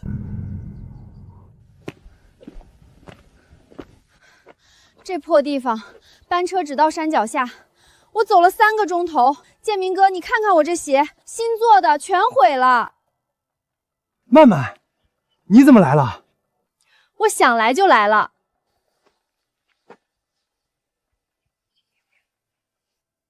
你就住这儿，连个像样的窗户都没有。你看到了吧？你爸把我发配到这儿，就是想让这些烂事把我磨得没脾气。我现在前途没了，什么都没了。没了就再挣回来。我爸不帮你，我帮你。曼曼，你爸不让你见我了吧？你怎么帮？他不让我做的事儿多了，我哪件没做？我徐曼长这么大，最讨厌别人告诉我该怎么做。曼曼，你对我好，我知道。可你看看这地方，这地方怎么了？不就是破点吗？建明哥，别说你咽不下这口气，他林旭能风风光光的，我也能。你说的轻巧，我在这代销点1个月10来块钱，够干什么？做买卖啊！这南山乡偏是偏，可越偏的地方越没人管，山里人买东西不方便，只要便宜就有人抢。曼曼，你这话倒是提醒了我。林穗的岁季不是越做越红火吗？牌子都打到省城去了，这对我们来说算是好事儿。什么意思啊？咱们去弄一批积压的便宜布料，成本压到最低，照着岁季的款做。他卖8块1件，咱们卖3块。3块？那山里人肯定抢着买。岁季的名声越响，咱们的生意就越好做。买回去质量不好，顾客骂的是林穗，又不是咱们。建明哥，还是你脑子活，到时候他辛辛苦苦攒下来的口碑，咱们帮他砸了，他连是谁干的都不知道。他林穗做正牌，咱们就做仿货。他铺子开得越大，咱们赚得越多。等把这10里8乡的生意都吃下来，攒够了钱，再看我怎么收拾他。林穗，你就使劲把碎记往大了做，你的牌子越亮，我在这山沟沟里转得越狠。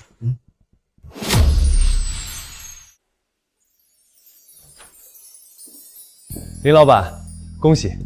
听说省城展销会你不仅接到了大单，还拿下了省城百货公司的专柜合同。县里很多人都说岁季是今年全县个体户里表现最好的。沈厂长消息还是这么灵通，合同还没正式签呢，有些条款我还要再跟周经理确认一下。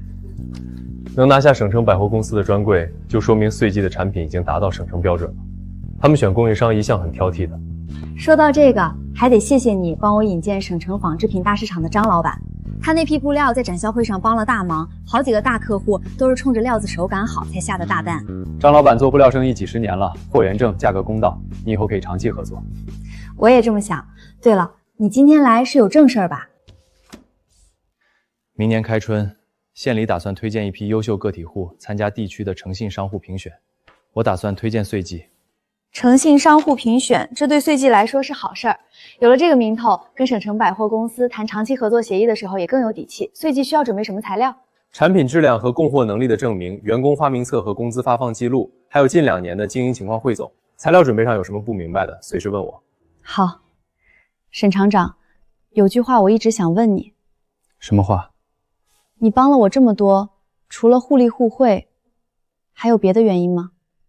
一开始是因为那次补衣服没带钱，我欠你一份人情。后来呢？后来在周家婚礼上看到你那么从容地面对那些事儿，那时候我觉得这个人不该被这些烂事拖住。他有更大的路要走。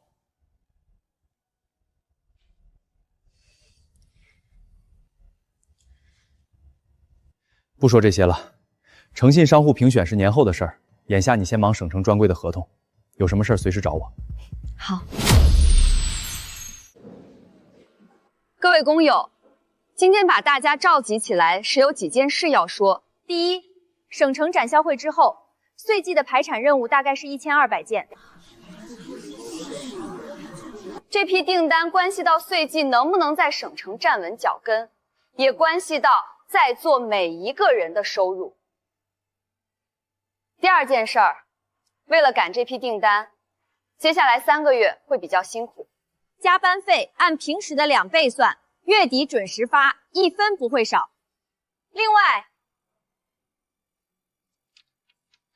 从这批订单开始，岁季实行新的质量奖励制度，每做完100件衣服，抽1件做全面检查，合格率最高的班组，月底额外奖励10块钱，连续3个月合格率第1的班组，年底再发20块年终奖。10块钱奖金，咱们1个月的工资才40来块，这要是1个月多拿10块，年底还有20块，那可是不小的一笔了。奖金是好，可要求也严啊，抽检不合格要返工扣钱的。本来就是凭手艺吃饭，手艺好就有奖金，手艺不好就返工，公平的很。林老板定的规矩，我服。老板，10块钱1个月的班组奖金，加上年底20块，算下来1年光是奖金就要多发不少钱，你确定不会亏吗？高投入才有高回报，而且质量上去了，退货率就低，口碑就好，客户就更愿意下大单，这个账算得过来。老板，你每次说这种话，我都觉得你不像是开裁缝铺的，倒像是做大生意的。裁缝铺做好了就是大生意。是，去把这份告示贴到车间公告栏上，让每个班组组长都来签个字。1200件，80个工人，12件铺面，每走一步摊子就大一圈。但摊子越大，越不能出乱子。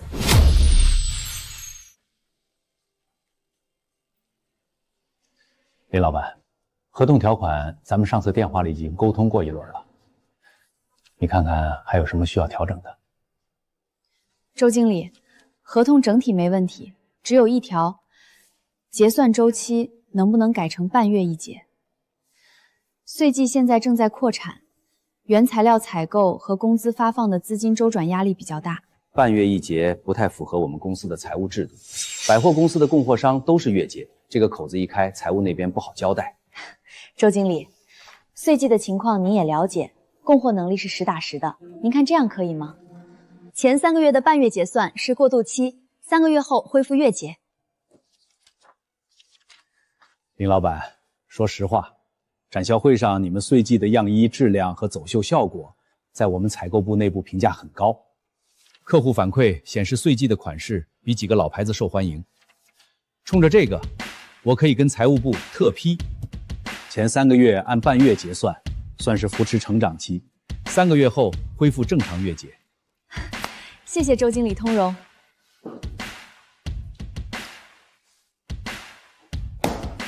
那咱们就签字吧。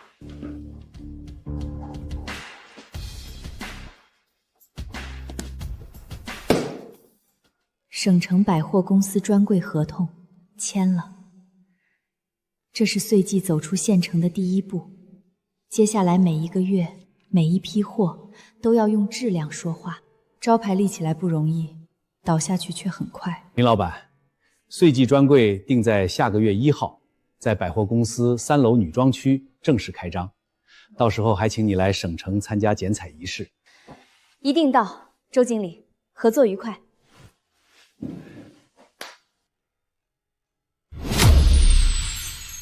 岁季又挂新牌子了，上次挂牌子是省城百货公司专柜供应商，这回是地区诚信商户候选，一步一个台阶呀。人家林老板有本事，从2年前被周家退婚到现在，你瞧瞧，产品卖到省城去了，咱们县里哪个个体户能做到这个份上？碎丫头，你娘要是能看到今天这场面，不知道得多高兴。谢谢婶子，岁季能做到今天，离不开街坊邻里的帮衬。恭喜，沈厂长，岁季能走到今天这步，你在背后使了多少力，我心里有数。我只是递了几次消息，搭了条线，其他的全靠你自己努力。沈厂长，你帮我的每一件事，我都记在心里。好了，不说这些。年后诚信商户评选出了结果，岁季又要忙一阵子，你接下来有什么打算？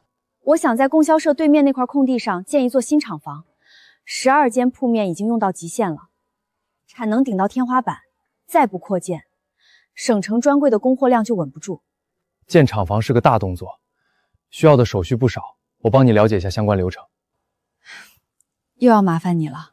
朋友之间不说这个。老板，省城周经理来电话了，说专柜这个月的销量又涨了，问咱们能不能把新款大衣的样衣早点送过去。你看，说产能，催货的电话又来了。你先忙，用地的事儿有眉目了，我来告诉你。好。新款衣服，岁季同款，亏本处理。这款式看着跟岁季的差不多，料子摸着粗多了。大叔好眼力，岁季在县城卖8块。我这个只要3块5，内部尾货，穿身上看不出来。3块5倒是便宜，不过料子确实粗，线头也多。管他呢，3块5穿一个冬天就够本了。给我来一件。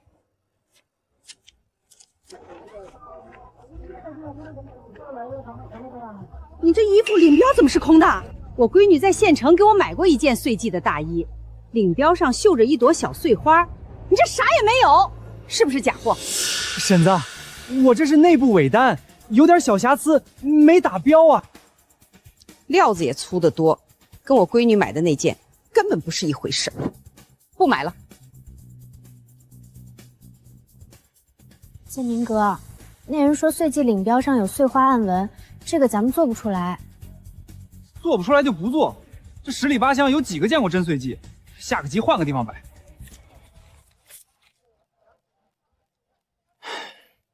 今天才卖了7件，比上个集少了1半。建明哥，这样不行。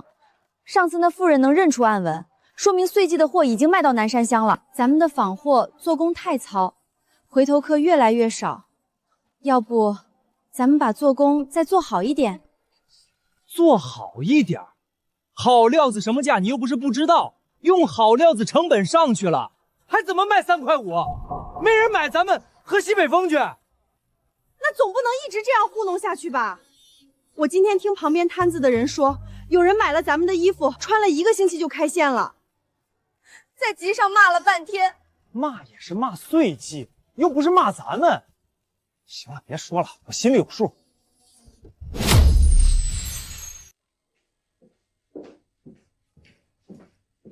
丫头，上个月的数据怎么样？还不错。周经理说，下个月打算把专柜面积扩大1倍，从3楼女装区最里面的位置挪到中间去。扩大1倍，那咱们的月供货量不是也要增加了？下个月开始每月供货300件，所以还得再招一批人。我已经让阿梅去街道办登记招工信息了。老板，招工告示贴出去才3天，报名的人已经排到40多号了，好多是从别的裁缝铺过来的，说跟着岁季干有奔头。哈哈哈哈哈！现在全县谁不知道岁季是金字招牌？金字招牌是好事，但牌子越大越不能飘。老板，照这个势头发展下去，咱们岁季要不要考虑开分店啊？省城都设专柜了，地区那边是不是也能开一家？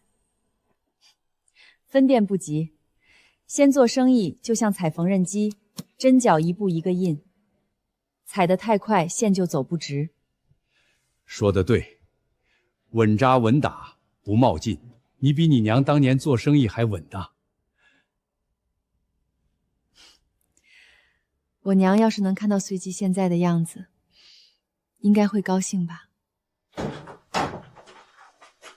周建民，你上次拿那批布料说好上个月结账，拖了快2月了，今天必须结，再不结我就去乡里告你。赵哥，再宽限几天，下个集我一定宽限。上回你说宽限半个月，上上回说1个星期，今天拿不到钱，别怪我不讲情面。赵哥，一共30块，您先收着，剩下的下个月一定还上。看在你的面子上，再给1个月，下个月还不上，咱们乡里见。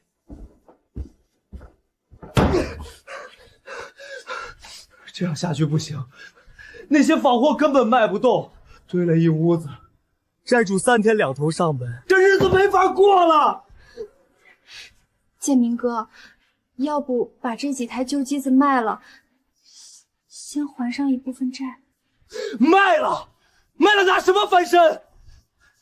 林穗能从1间破裁缝铺做到12间，我怎么就不能？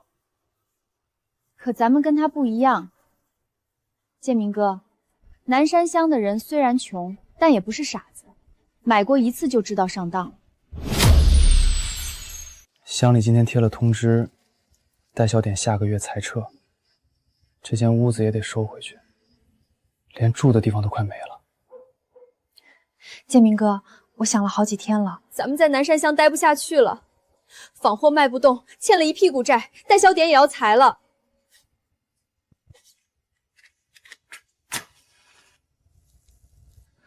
建明哥，你就听我一句劝，让我回去求我爸。他虽然骂我，到底是我亲爸，不会真不管我。回去求你爸。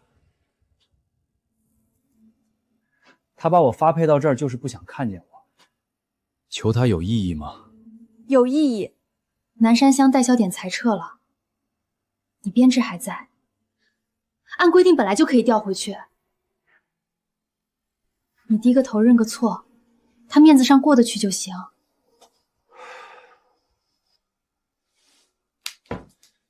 回去以后干什么？原岗位肯定回不去，哪怕是临时岗位也行。后勤仓库不是缺搬运工吗？先干着，等风头过去了，我再慢慢磨我爸。关键是，咱们不能再待在这儿了，再待下去，别说翻身，连饭都快吃不上了。你回去跟他说吧，就说我周建民认栽了，求他给条活路。认栽？不可能！等我回了县城，有的是机会。林穗的岁季越风光，我心里这把火就烧得越旺。等着吧。老板，省城周经理那边催秋冬新款的样衣了，问咱们什么时候能送过去。另外，老街口那家布店老板说想代理咱们的货，在乡镇买，问行不行？样衣3天内装箱发走，乡镇代理的事先不急，等诚信商户评审过了再说。丫头，评审人员明天就到了，车间我都打扫干净了，样品也备好了。陈叔辛苦了，这次评审是岁季拿正式牌匾的关键一步，不能出任何差错。你还知道回来？放着好好的日子不过，跑到山沟里跟那个周建民鬼混。爸，我不是回来跟你吵架的。建民哥在南山乡过得太苦了，他真的知道错了。爸，你就帮他一把，他调回来吧。知道错了？他周建民是什么人，我早就看清楚了。爸，以前的事他都认了。他在南山乡这几个月真的改了，而且代销点下个月就裁撤了。他按规定本来就可以调回来，你只是顺水推舟的事儿。后勤仓库缺个搬运工，他要是愿意，代销点裁撤后就回来报道。但他要是再闹出事来，谁都保不住他。这话你原封不动转告他。我保证，谢谢爸。目前员工120人，月产量稳定在800件以上，产品在省城百货公司设有专柜。随机抽查20件成品，做工一致，尺寸标准，全部合格。走了全地区几十家，100%合格的岁季是头一家。在岁季干多久了？工资发的及时吗？干了1年多了，每月15号准时发。林老板对我们是真的好。去年我婆婆生病，他准了假不算扣钱，还拿布给我婆婆做了件新棉袄。岁季跟我们机械厂合作快2年，每一批工装按时按质交付，从没返厂，各方面表现都很扎实。评分组回去综合评分，年后公布结果。有个消息，南山乡代销点下个月裁撤，周建民要调回来了，在供销社后勤仓库做搬运工。他回来了？你多留个心眼。虽然他这次是灰头土脸回来的，但以他的性子未必安分。我知道，岁季这边我已经加强了仓库和车间的管理，外人不能随便进出。他要是再敢伸手，我不会客气。建民哥，好消息！什么好消息啊？我爸松口了，代销点裁撤后，你调回县城，去供销社后勤仓库做搬运工。真的？你爸真答应了？答应了，虽然暂时只是搬运工，但总比待在这破地方强。建民哥，咱们能回县城了。曼曼，还是你有办法。搬货就搬货，总比在这山沟沟里强。你爸还说什么了？我爸他说，让你回去以后安分守己，不许再招惹林穗。建民哥，你答应我，回去以后好好干活，别再想那些事儿了。放心，我回去就是老老实实干活，收拾东西吧。这破地方我一天都不想多待。搬运工，让我去仓库当苦力，行，我忍。但林穗欠我的，一笔一笔都记着。等回了县城，有的是机会。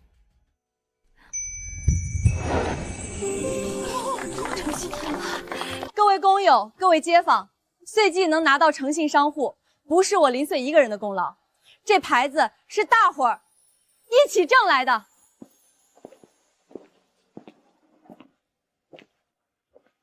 刚才你说那番话的时候，我想起第一次见到你的样子。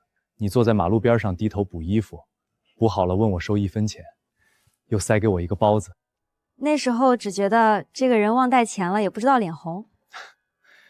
现在你站在这里，省城有专柜，门口挂着诚信商户的牌匾，每一步都走得漂亮。不顺的地方，你都在。新厂房用地审批可以走绿色通道了，准备好了吗？准备好了。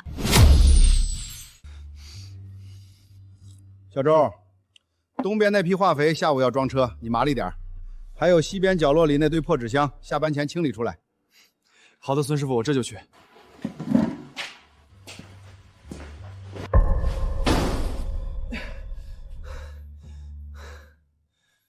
我周建民当年在供销社做办公室的时候，你老孙头连给我倒水都不配，现在倒来使唤我了。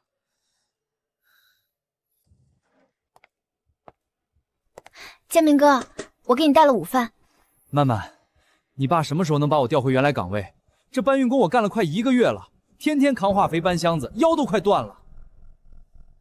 我问过我爸了，他说现在不行，至少得等风头过去再说。等风头过去，等多久？半年？1年？还是让我在仓库搬一辈子化肥？建明哥，你别急，我会再想办法。别光让我等！你帮我去打听打听，岁季最近在进什么货，接了什么大单子，布料仓库在哪儿？越详细越好。建明哥，你答应过我不再招惹林穗的。我就打听打听，知己知彼总行吧？你难道不想让我翻身？你难道想看我在仓库搬一辈子货？建明哥，我帮你最后一次，但你得答应我，只是打听，不干别的。放心，我心里有数。丫头，周建民调回来了，你知道吧？在供销社后勤仓库当搬运工。知道，沈厂长跟我说了。这小子一回来就不安分。昨天我一个在供销社的熟人说，看到徐曼在岁季附近转悠，跟咱们2个女工搭话，问岁季最近进布料的事儿。打听布料？对，我担心这小子又在打什么坏主意。上次在展销会上毁咱们布料的事儿，你忘了？没忘。陈叔，从今天开始，布料仓库晚上加双锁，钥匙你亲自保管。另外，跟工人们说一声，让他们多个心眼儿，别随便跟不认识的人聊生意上的细节。行，我这就安排。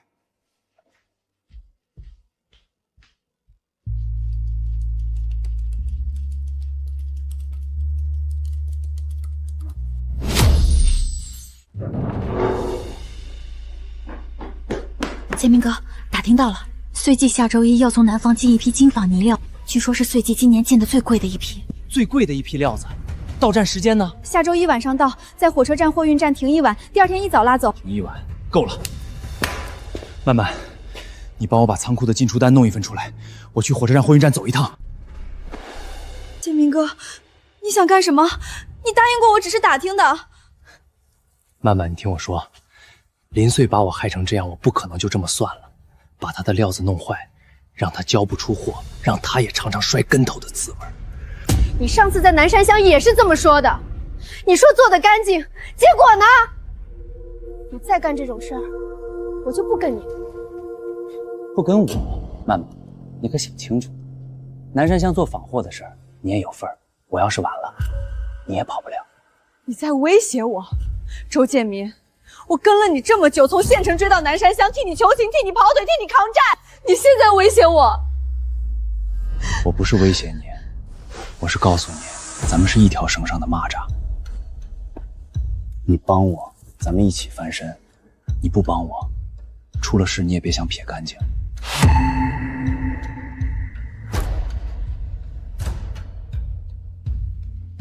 行，你要进出单，我帮你弄。最后一次，做完这一次，我跟你2清。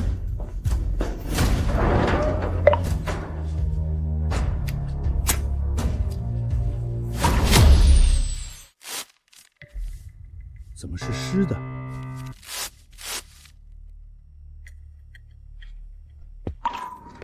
丫头出事了！刚到的精纺呢料被人泼了水，一半料子受潮发霉，全毁了。老板，这批料子是省城专柜秋冬新款的主料，毁了60多匹，剩下的也串了霉味儿，不知道还能不能用。省城周经理那边等着这批货排产呢。外包装上有刀划的痕迹，跟上次在省城火车站被毁的那批一模一样。陈叔，昨晚仓库门锁检查了没有？我查了，门锁没有被撬的痕迹。但前天晚上火车站货运站那边有人拿着供销社后勤仓库的进出单进去过，说是取化肥。周建民，他现在就在供销社后勤仓库，进出单在他手里。这个糟瘟的东西，刚回来就动手。丫头，咱们报警。报。同时你帮我去查2件事儿：火车站、货运站夜班工人的证词。还有供销社后勤仓库前天晚上的进出单存根，人证物证都要拿到手。周建民，你以为毁了岁季的布料就能让我倒下？你错了。岁季走到今天，靠的不是一批两批料子，是靠信誉，靠品质，靠120个工人的手艺。我听说了，布料被毁，又是周建民。十有八九，上次在省城火车站是他，这次手法一模一样。陈叔已经去查火车站货运站的夜班记录和供销社仓库的进出单存支了。需要我做什么？2件事。第一，帮我联系张老板，加急调一批同样品质的精纺捏料，走公路直达，不走铁路。第二，帮我约供销社的负责人到场。这次我不光要补上损失，还要当着所有人的面，把周建民这张皮彻底扒下来。我要让他再也没有机会对岁季伸手。好，我来安排。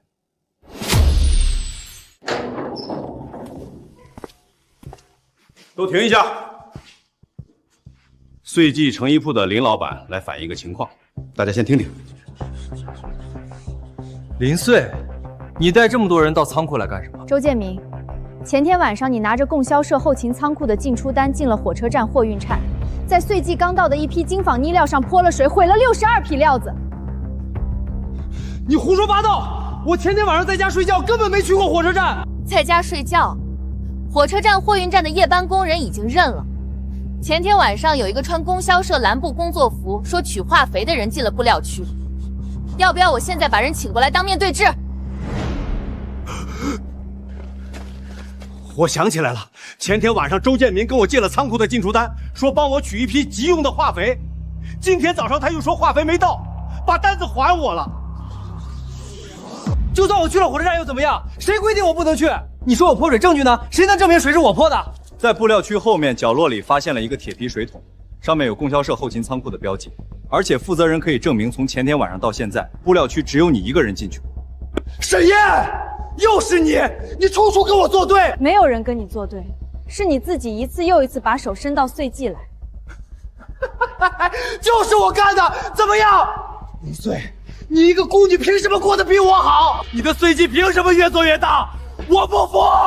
我就是要让你也尝尝摔下来的滋味。周建民，你身为供销社职工，多次蓄意破坏个体商户合法经营，证据确凿。从现在起，你被供销社开除，供销社会配合岁季把损失追讨到底。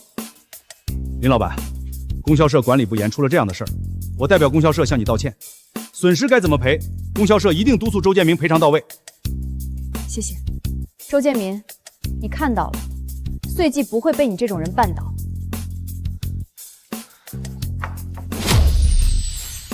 丫头，新料子全到货了，一匹不少。被毁那批的损失清单也列出来了，62匹精纺呢料加上耽误的违约金，周建民个人肯定赔不起。我知道他赔不起，但这次他被供销社开除，等于在这个行业里彻底没了立足之地。周建民之前多次滋事的案底，加上这次毁坏财物的证据，岁季正式追究的话，够他在里面待一段时间了。我追究，不为别的，为的是岁季以后再也不用防着他。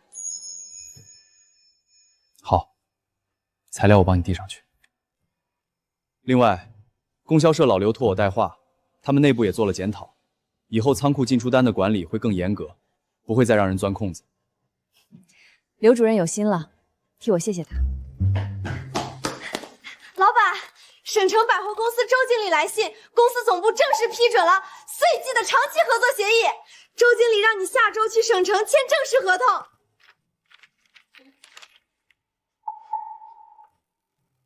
给周经理回电话，就说岁季的秋冬新款能按时交，长期合作协议下周我去省城签。布料被毁的事儿过去了，岁季不能老回头看。眼前新厂房要开工，省城专柜要扩柜，长期合作协议要签，这些才是正事。你放心，车间这边有我盯着。新料子入户了，我亲自检查过，这批精纺呢料比上批手感还好，做出来的大衣肯定更挺阔。新厂房施工队那边我也打过招呼了，工期排了4个月，赶得上明年春夏新款的排产。你这边的过渡生产方案做好了吗？做好了。工地旁边搭一排活动板房，把1/3的缝纫机先挪过去，保证施工期间产能不掉。碎机越做越大，你反倒越来越稳了。不稳不行，100多个工人靠碎机吃饭，省城专柜等着供货，新厂房马上要开工，我要是慌了，下面的人更慌。儿啊，工作没了，你可怎么办啊？咱们家这下真完了。你爹走得早，我就指望着你，现在你连供销社的饭碗都丢了，以后拿什么过日子？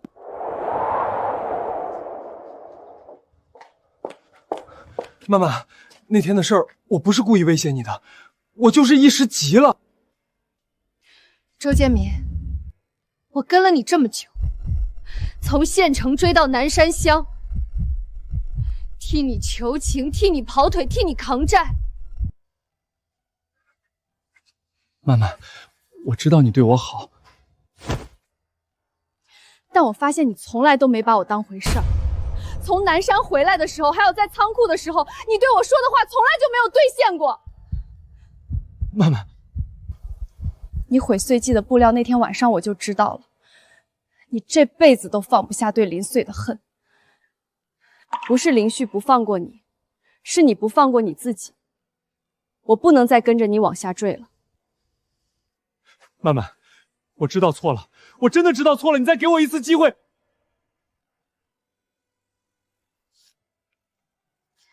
这话你在南山乡就说过，我给你机会了，给了不止一次。这是我这几个月攒的钱，不多，算是我最后帮你一次，以后别来找我。造孽呀！工作没了，媳妇儿也跑了，我上辈子造了什么孽？别嚎了，嚎有什么用？他们一个个都想看我笑话，走吧，都走吧，我一个人照样能活。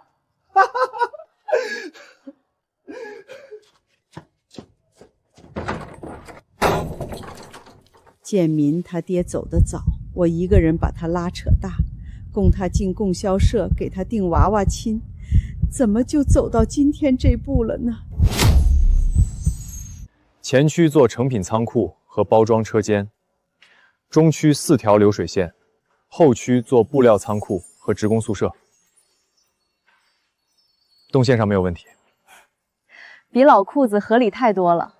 老裤子12间平房打通，车间分散，布料搬运效率低。新厂房1条直线，从后门进布料，前门出成品，能省不少搬运工时。丫头，周建民想见你。你来干什么？林穗，我被开除了，没地方去了。我妈病了，要钱看病，到处都不要我。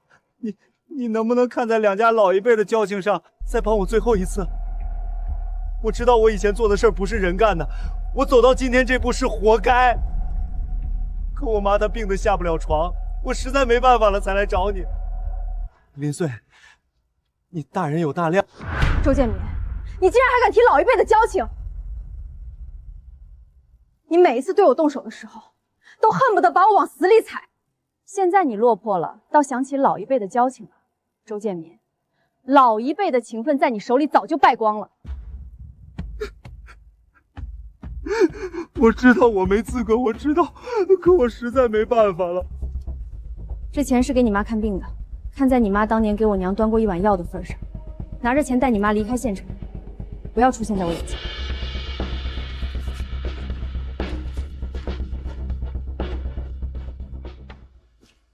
他提到了老一辈的交情，我还以为你会心软。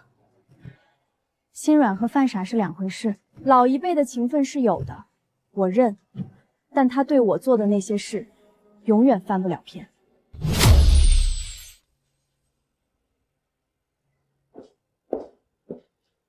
林老板，我又来给你送好消息了。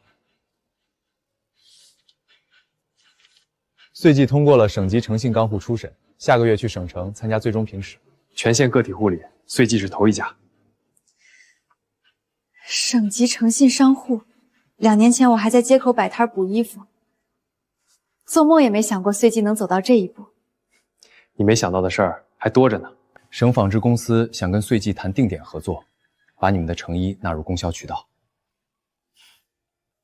好事扎堆来，我得更小心。摊子越大，越不能出岔子。你就是这样，越是好事越绷得紧，偶尔也该松一松。沈厂长，还记得你第一次来裁缝铺补衣服吗？记得，袖口磨破了，你没收我钱，还给了我一个包子。那时候你说下次补上，补了这么久，我欠你的好像越来越多了。那你就慢慢还，我不着急。集改项目刚批下来，我至少还要在县里待好几年，所以你慢慢还，我有的是时间。你这个人从认识第一天起就一直在帮我铺路，有时候我觉得岁季走到今天，每一步旁边都站着一个人。以后别叫我林老板了，私底下叫名字就行。好，林穗。这还差不多。那我以后也不叫你沈厂长了，叫我什么？沈燕。娘，您当初留下的那间小裁缝铺，让我把它发扬光大，我做到了。以后的路还长，但我身边有值得信任的人，手里有靠得住的手艺，心里有想去的方向，所以我不怕。